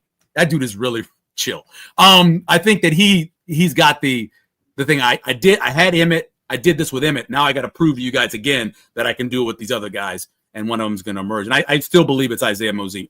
As the days go on, more and more, I think it's Isaiah Mosey. I think the 6'1.5", 218-pound guy is the perfect person for this offense now. I don't know what his pass pro is like, but I know he can catch the ball out of the backfield, and I think he'll be a much better runner this year. And so I think he's the guy that they're going to lean on and try to get what did he say, 15 carries from his number one? is what he was hoping to get. What Rule said at the Big Ten Mini Days. Can we put Michael on the list? Absolutely. What are we putting down? Well, he's saying Mosey's going to be the man. Mosey, are you saying like RB1. day one starter? Is that what you're saying? I think he wins the job. I think right now, I think he has the job now, currently. So coming out of spring, there's a lot of little things that, talking to people that you hear about. Like Larry Tarver, for example. Nobody talks about that guy. He was the guy they loved the most in the secondary before he got hurt at the end of spring. Another guy is Isaiah Mosey. They loved him, right? And then having a chance to talk to some people after, I think that's the guy they expect. I think they expect him to, by the time the season starts, coming out of this fall camp, to be the number one guy. That's what I think. Michael, going back to what you said a couple moments ago about Jeep. Jeep. How would you answer that question of like, hey, when you played this level of competition, what happened and why isn't it going to happen this time? How would you answer that question? One thing he can say is that he thinks he has better players now. Maybe he doesn't have a Kalen Rutledge. Maybe he doesn't have a first-round pick, who shocked a lot of people by being a first-round pick. Most people had him pinned as a second-round pick. But maybe he could say that he has better talent. He certainly has. I've said this over and over again, but the amount of Power 4 starts that these 5 guys have, you just don't see that nowadays. You got a lot of teams that are bringing guys up from P6, from the whatever that 6 thing is called now, or going lower than that, right? He's got guys who have actually played all in the Power 4. So I think he may say to you, I know more because I'm getting better as a coach and because I have more experience and I have better guys. That's probably what he would say. But listen, you go back and watch the Georgia game. Mm-hmm. They struggled. Mm-hmm. I mean, things had to happen. You had to have an athletic quarterback make plays to do things because that offensive line couldn't move anybody. And there were other games, too, you can look back where they just didn't move guys. How does he fix that? Hopefully with better players. And you know what? Better play calling, maybe, too. Maybe that's the key. Did they change their offensive play caller? Wow. No, I'm just asking. Did I miss something when I was on vacation? I'm just asking. No, they said that. No-go for months, and now you're changing was. your... The numbers backed it up. He is. He's not was. He is. Yeah. I've spent a little bit of time arguing with Dave Bartu about this whole thing, about his rating for Holgorsen and what he believes. And I've talked about it. You go all the way back to when he was actually an offensive coordinator before being a head coach. And that's when he had all his success. He hasn't had much recently. Mm-hmm. But I also believe that what Calandria does is going to make the job easier if he just lets it be easier. If Holgorsen just lets it be easier, having a quarterback like that's going to do the things that he does. No one really talked about Vanderbilt's offensive coordinator. No. They talked about Diego Pavia. Correct. Right? When you've got a quarterback that does all the things that he does, you don't hear a lot about the offensive coordinator. You just don't. And so I think that hopefully you don't hear a lot about Holgorsen this year. You're just talking mostly about what Ant is doing. The problem is it's hard to do that because Holgorsen has been such a name in this sport for the last 20 years. Where it's kind of hard for him to live in the shadows. I get what you're saying, Michael. Yeah, if Calandria can go out there and ball, you're not going to necessarily think about the play calling, but it's also going to be hard for him to hide away just because, people will – I guarantee you, if this offense turns it on, a lot of folks are going to say, man, the guy found his fastball again. Yeah, maybe though, I have a feeling that the way Calandria plays, it won't feel like a lot of the production's coming from the play calling. It's coming from what he's doing, what he's making happen. My biggest question with Calandria is, because I think it's one of the core issues that this team will have, the last 2 years, they have drilled into these players, thou shalt not turn the ball over. Thou shalt not turn the ball over. They were really – and how much of that still is there versus let this kid cook? He may make a few mistakes, but he can't be him. He can't be the gunslinger if he's playing in a shell. Here's what I know he's going to do, John. What's the wrestling match going to be like there? Here's what and don't be shocked when you see it because it's been a while. He throws the deep ball a lot. Yeah. Colin Wilson has a stat about this where he was either third or fourth in college football in terms of stretching the field. This is a guy who just had his ADOT in terms of a passer was incredible. And so he is going to try to throw the ball down the field. You haven't seen many of those completed over the last 2 years. You saw almost none last year. Mm-hmm. So that'll probably surprise a lot of people and maybe even shock some of the wide receivers that are playing with him too. Like, oh, look, the ball's coming. It's not over my head. I feel like, Michael, when that happens in the first game of the year in a little over a month against Ohio, the number of jokes and puns that the scribes are going to get off from the press box, Oh, God. it could power the entire universe. It's going to get annoying. Oh my gosh, I've never seen that before. It's going to be great. Oh, and then you'll get, remember when Callahan's first play was a pass and the crowd went crazy? Bingo. He's going to throw. Well, spring game. Shift. They shift from 3x1. They shift to 2x2, and then they shift backfield again. They shift, and everybody went nuts because of all the shifting. Motion. I know, motion. This motion's incredible. Oh my God, 2004. Welcome to the modern era of Nebraska football. It was awesome, John. Oh yeah. And then Joe Daly threw like 3 picks in the second half of the spring game. Yeah, and then there was the second half of that Southern Miss game. I was there. That was the first game I attended. Tough luck. I was there. That was rough. I think if I made a list, because obviously there's the Kansas game. Most of them are in 04 because the Kansas game, the Iowa State win game, the Southern Miss game. Yeah, I'd probably throw the USC game in there where they didn't try to win. Is this a list of like coaching malpractice? What's this list? This is a list of just games under Callahan where it was just misery. Like this, such misery. Like the Iowa State game, it was so windy. I always tell people because the windows were open in their press box. It was so windy that no one had papers were flying everywhere, and the crane that they were using to fix that part of the stadium, they were building a new players something, and the crane got knocked over by the wind. You know what kind of wind it takes, and he's throwing the ball with Joe Daly, and the ball's going like this. It's just turning corners. Incredible. And then the last 8 minutes of the game is like, you know what? Let's give the ball to Corey Ross. Let's see what happens. And Corey goes off at the end of the game. That was like, those are the kind of games that he had. Even the Auburn game, 2006 bowl game. I think back on that. First drive, down the field. Yep. After that, nothing. Like, what the hell? What is going on, Bill? Hey, you know what? There was another bowl game that was like that. First drive, and then the rest of the game. About the Utah game? No, 2 drives. They had 2 drives in Utah game. Oh, sorry, 2 drives. Michael, I forget, was the Iowa State game the one where you left and you called Kevin and you were like, we have to do an extra hour? Because people forget. Back then, I remember this. Kevin and Michael, a little lazier than us. Yeah, lazy. 3-hour show. show. Oh, my Good God. Dude. Show up We to have work to do an extra hour. We have to do You couldn't interrupt Rome back then, buddy. You couldn't interrupt Rome back then. Rome was important. He was an important facilitator when it came to sports radio. Done at 2 o'clock. Michael, in all seriousness, that is definitely something that we have lost in an era now of being on for 12 hours consecutively on this radio station. Something so important happened that we need more coverage. Like I remember when Nebraska joined the Big Ten, Schick and Nick just went like straight through. It was like a whole day of radio shows. Yeah. I didn't have a cell phone. And so we went to it was like an Amico or a Conoco or something, and got on the payphone and called Kevin up. And I don't know how I remembered his number, called him up and said, look, man, this was bad. I know you didn't see it. This was really bad. Yeah, I can't, right. there's on TV. Nope. Another thing from that game that I will never forget. Bill Callahan accepted a penalty that allowed more time to run off the clock before a punt. So they would have less time to try to go down there on the last drive to win the game. I'm sitting in the press box. I'm going nuts. I'm like, what is happening? Why is he takes back? And people are looking at me like I'm crazy. I'm like, no. You can't accept this penalty. You can't. Just let it go. But he did. That was one. He did. I don't think he maybe understood college football at that point. It was still early in his career. I was standing in the end zone at the Southern Miss game. Southern Miss. And when Daly ran out of bounds for a fleeting second, I thought, third down?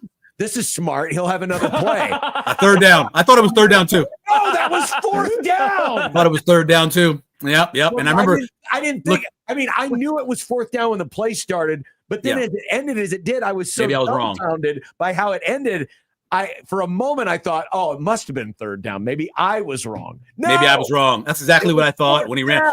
He ran out on the sideline nearest the press box, and I was still in the press box. Yes. And the game ends, and I just sat there thinking to myself, this lost to Southern Miss at home.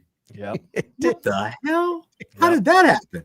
And little did we know that 20 years later, there would be even more embarrassing losses to lesser programs. What is the most embarrassing loss since Bill Callahan got hired as Nebraska's coach? I mean, Georgia Southern is going to be. See, but they were like dead. Who cares? Like, it's Oklahoma State. It's Oklahoma State. 90 whatever the 97. 97 team. So they brought back the 97 team. And I remember that whole week because I had talked to Jason Peter. That whole week I was like, he's going to give this speech. They're going to be fired up. Oklahoma State can't stop anybody. They had some struggles with their quarterback, and this is going to. And 8 minutes later, it was 28-0. Like. I guarantee you, Tom Osborne had not gotten from the field up to his luxury box by the time it was 28-0. That is by far, because that's also the one where you look over at North Stadium and everybody's leaving. And they weren't going to concession stand. And then you had the Fire Peterson. Yeah, they were not. We started 2 hours early that day. Oh yeah, 2 hours early that day. Well, yeah, because the fire, all that stuff was going down. And then I was in Lincoln, and I was going somewhere, and I was listening to The Zone, and ding dong, the witch is dead. The witch is. That's the last time I kicked my heels. Oh. I ran out of the studio at Carolina and kicked my heels. Max says Kansas 07. That's a good one. No, 40-15 is bad. You know how bad that game was? Do you wait? I'm talking about worse than 07. I think 05 is worse because that broke the streak. You're at Kansas. The whole place is Nebraska fans. I mean, walking up there, it was red everywhere. Yes. And it was so bad. The game was so bad that my very pregnant wife goes and knocks on the press door. And they let her come in because it's cold and she's very pregnant. They let her come in and she sat next to me for the rest of the game because they didn't care. They were killing Nebraska, right? And we're walking across campus.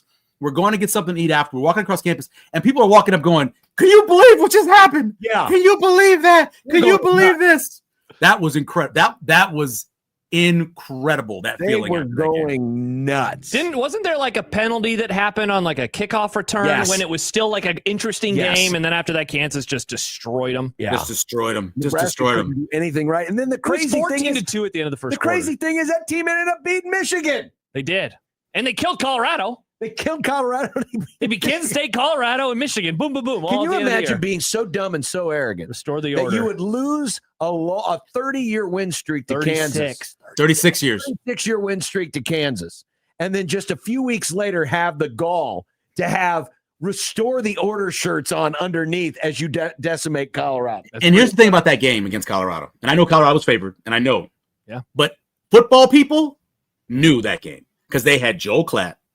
They had that little running back, and they had the big tight end, and that's all they had. Yes. That's all. And by that point, Nebraska's defense was actually running around and pretty athletic at that point in the season. And so you were like, how are they going to score? Now, I thought it'd be more like 20-10 or something, but I didn't think they'd be able to score on Nebraska what they had. And then obviously, restore the order. That's why we did what we did and all that stuff. But, by the way, I'm looking at the box score for the 05 Kansas game. Yeah. Nebraska. This is Zach Taylor, future Big 12 offensive player very of the next year. First year, yeah. Cincinnati Bengals head coach. 117 passing yards. Nebraska rushed for 21 yards. Yeah, they couldn't move the ball. I'm telling you, it was embarrassing. 49 plays for 138. It was the most embarrassing. That I still pick that game, the 05 game being the one that and as much as the Colorado game in 2001 ended the mystique of Nebraska. Yeah, that truly ended like one of the last of this team hasn't beaten them since 1969. Yep. All of that stuff. You'd even lost the bowl streak the year before, but this was even more because it was even more of saying this is Kansas. Yeah, it's Kansas, and there are no Kansas fans here. There might have been, I'm not joking, maybe 1,000 Kansas fans in that game. Maybe 1,000. That bad? They were red everywhere. Wow. It was red everywhere, and if they were on the side where I couldn't see them.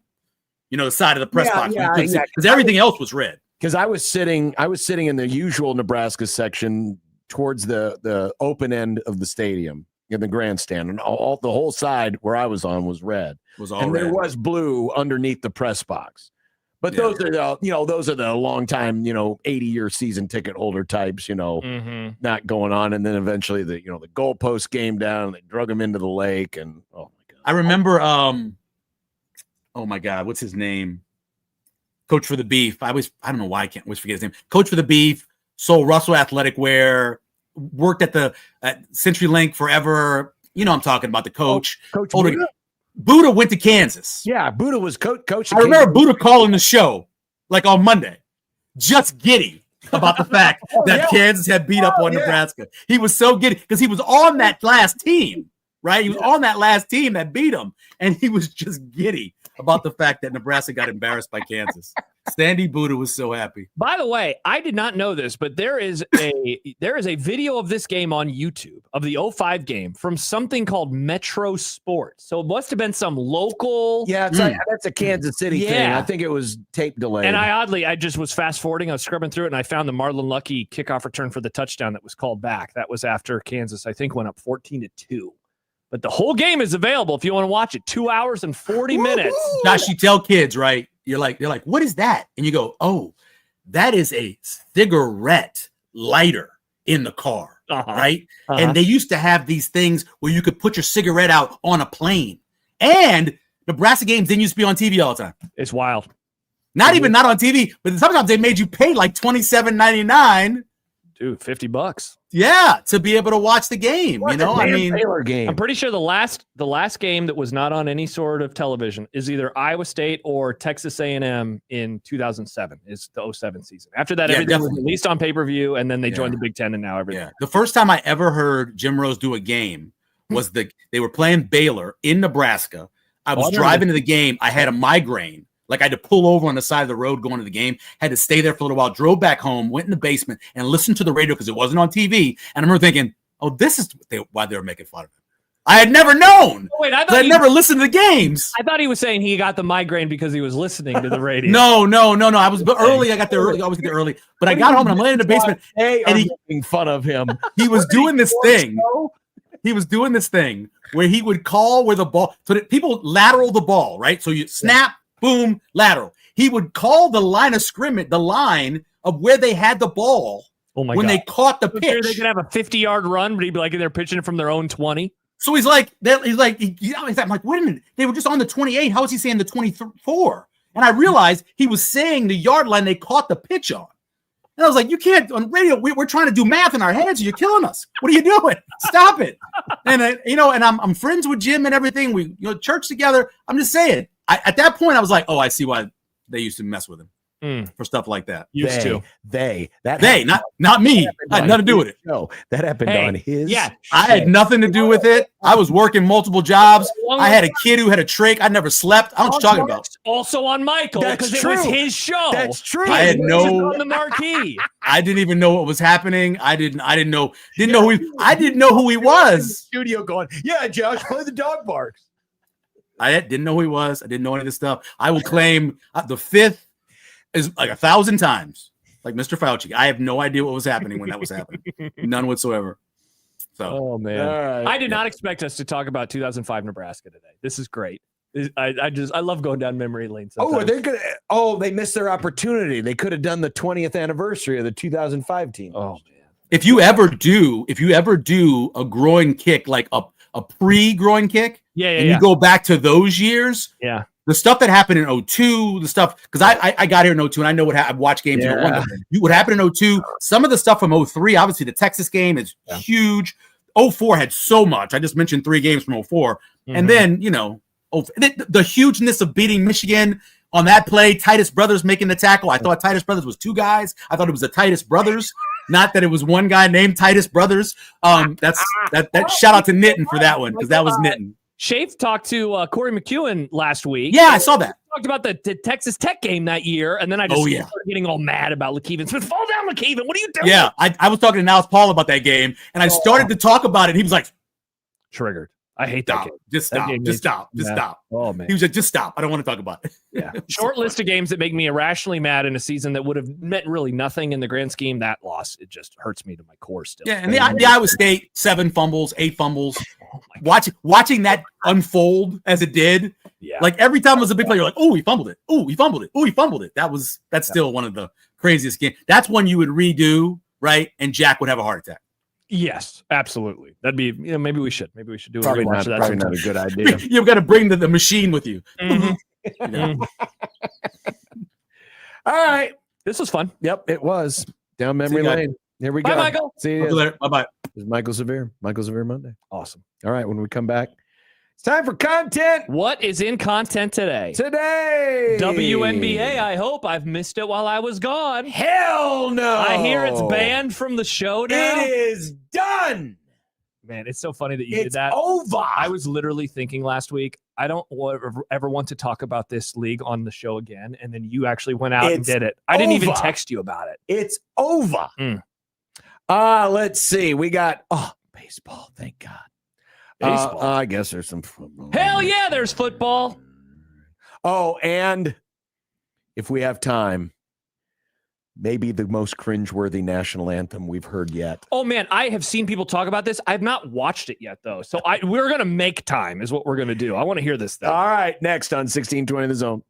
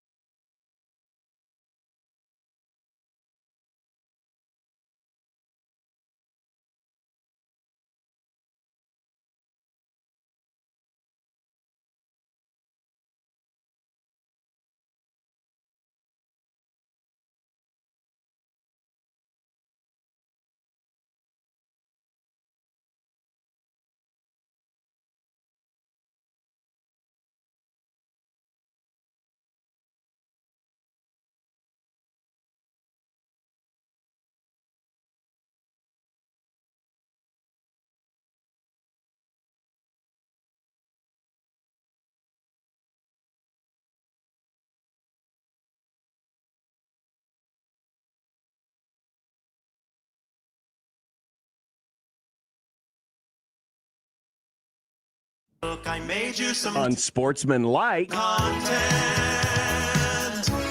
Unsportsmanlike content. Unsportsmanlike content.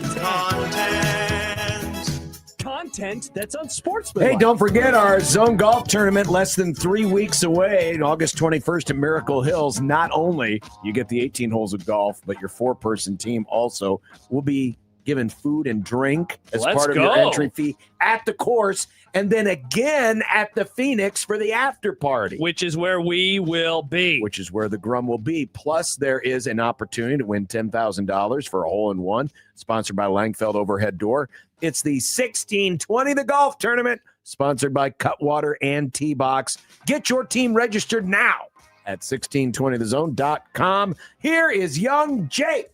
Josh, you missed the last week and a half. Many things happen inside the world of sports. Want to opine about anything? I don't. Did I say it on the air or off the air earlier? The Kyle Shanahan story was the one that I found just absolutely incredibly interesting. Not to be all media nerd for a moment, but mainly because of how this was kept under wraps for so long. And then it's announced by the 49ers. And who has the story all written up and ready to go but Adam Schefter? So obviously people knew about this and they hid it from the public. I found that incredibly interesting. I would say that was the biggest one. I don't remember. Was I here for the LeBron to Philly thing? I'm pretty excited for that, honestly. I think that's a cool storyline. I know you're pumped. You love the NBA. You love LeBron James. Those were the two big, and Myles Garrett's body falling apart, I guess. That's neither here nor there. Again, liar Sean McVay. He's lying to all of us. He's lying. Earlier on the Grum, we discussed Tarek Skubal getting traded to the Dodgers. LA is now plus 155 to win the World Series, with the Yankees at plus 550, Braves at plus 850, and the Brewers at plus 950. Fair odds? Where are the Red Sox? Oh, yeah, they made a big move.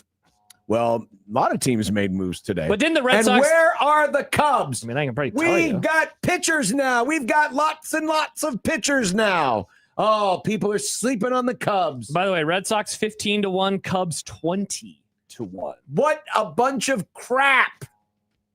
Your boy Simmons placing all these bets and bringing the odds down. What a moron. Wait, what did Bill do? He's betting on the Red Sox because he's an idiot. Oh, okay. Well, John, you noticed Boston wasn't on the last He question. weren't. Perhaps they should be. The Red Sox are 28-5 since June 25th, their best 33-game stretch in history. Oh, wow. That includes a 4-0 record against their rivals, the New York Yankees and Tampa, 3-0 against the White Sox, and this weekend's 3-game sweep of the Dodgers. Should we watch out for the Boston Little Yankees? My case would be no, and here's why. We see teams go on these crazy tears in the regular season a lot. It's almost a decade now removed. I hope Mike Schaefer's not listening right now. Since Cleveland had that crazy 20-something game winning streak. Yeah. There was the A's team near the beginning of the 2000s that had a really nice winning streak.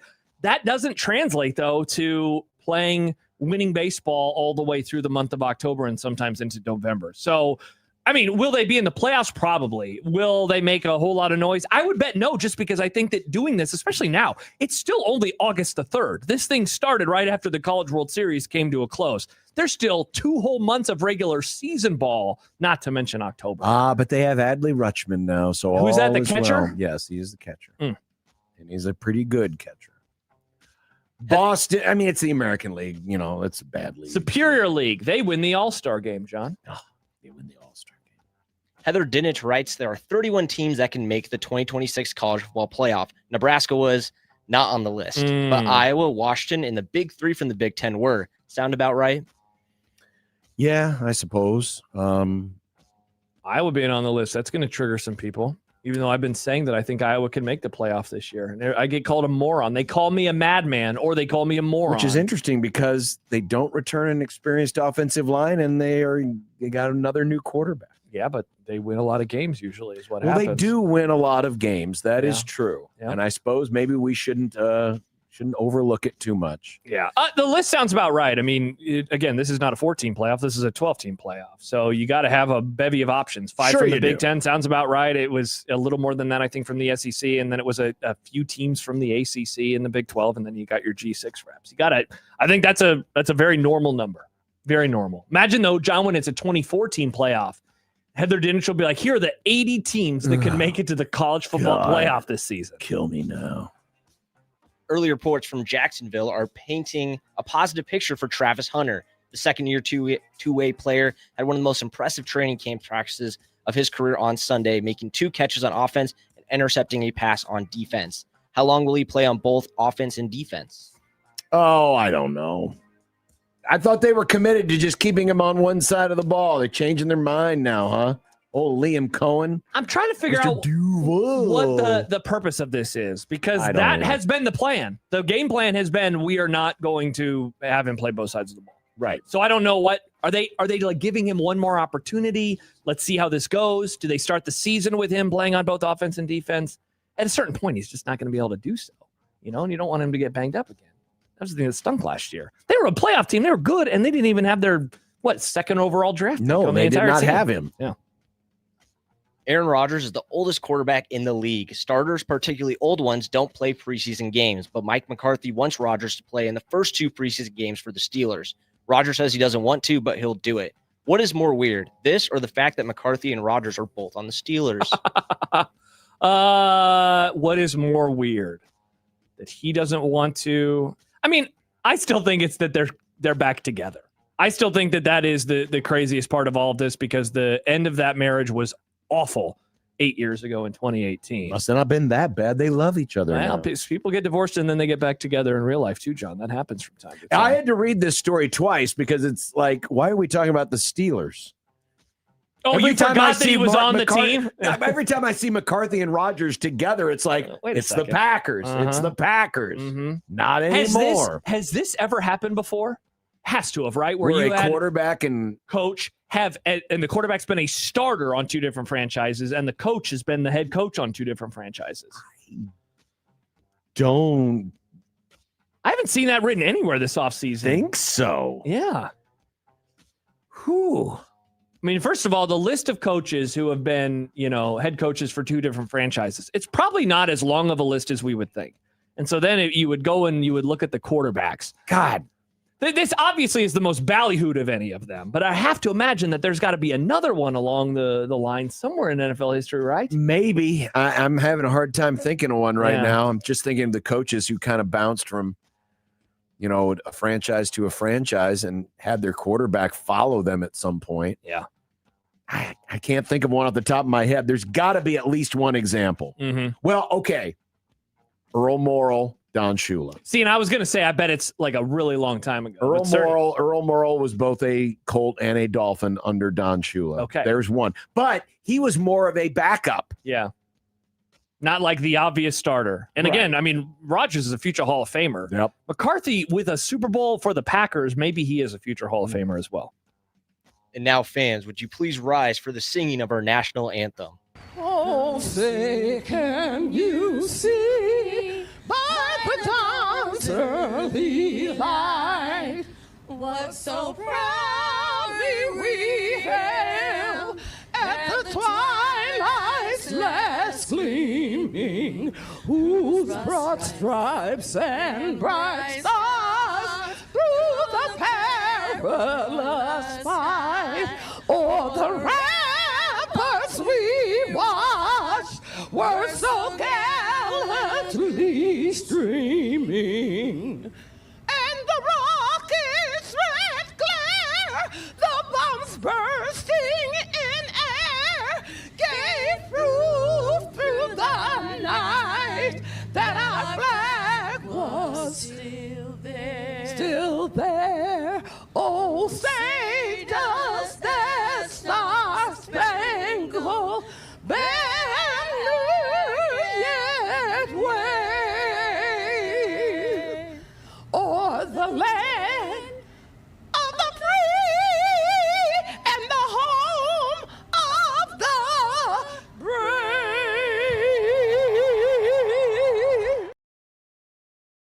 First game of the women's professional baseball league. Man, that is not the foot that you want to put forward to begin a brand new league. The singer, the main singer, was Martha Reeves, who was part of Martha and the Vandells, the big group in the 60s. Yeah. It's a long time ago. Now she's in her 80s now. It's hard to maintain that good singing voice from a long time ago. Oh my God. Yeah. So with respect to Buddy Holly, was this the day the music died? Wow, that was pretty rough, man. Like I said, I hadn't watched it yet. That's pretty rough. That might be better or worse than Carl Lewis. Well, and somebody mentioned in the chat Roseanne, another really terrible one. Yeah, but Roseanne was screaming? intentionally trying to be bad. Carl This Lewis was not trying Carl to Lewis be was bad. always like, oh, my bad. Right? Yeah. I think this is worse than Carl Lewis. Wow, if anything that we have done on the show today, that just got the most response of any topic. The YouTube chat, the text line, everything absolutely exploding.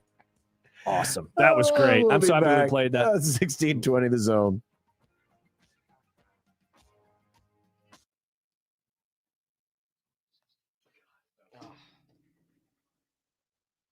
I'd only listen to like the first 30 seconds. Oh.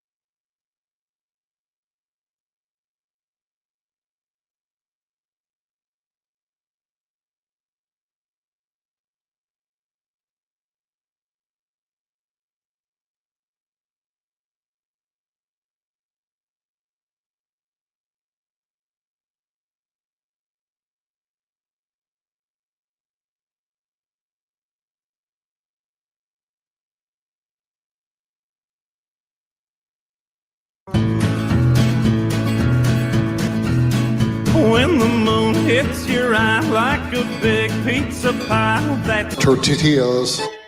When you knock us down, we're going to get up. And on the way up, we're going to bite a kneecap off. Crust is good on your pizza, not your ass. I will eat your ass first. And I think we're going to serve McDonald's, Wendy's, and Burger King. And then it's going to take 2 more shots to knock us down. And I would think that's their favorite food. I'm ready to hang them up, gut them, and skin them, and chop them up. You know what? I'm ready. My daughters aren't starving to death.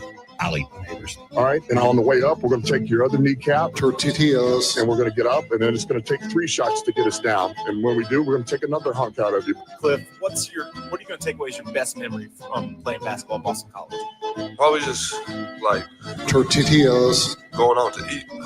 Pork tenderloin. It was great yesterday. Probably got some leftovers. Ooh, I think I'm going to do buffalo chicken tenders tonight. My dad's grilling up some Italian sausages, so Oh, we're going to nice. have that. Awesome. Perfect. There we go. And there you go. There's That's another the radio show. Monday Grum. What do we got tomorrow? Lot. Farron, complete recap of the trade deadline. Yeah. Another 25 teams. We got Bruns. Yep. We got Sip. Steve Sipple. Mitch Holtis. Oh, yeah, Mitch. Iowa State's our team, by the way. Iowa State is the team. I was trying to remember who it was. Wow, that's a lot of stuff. A lot of stuff. Hope you enjoyed it. Have a great rest of your Monday. John, you have a great rest of your Monday. Bye. Jake, you have a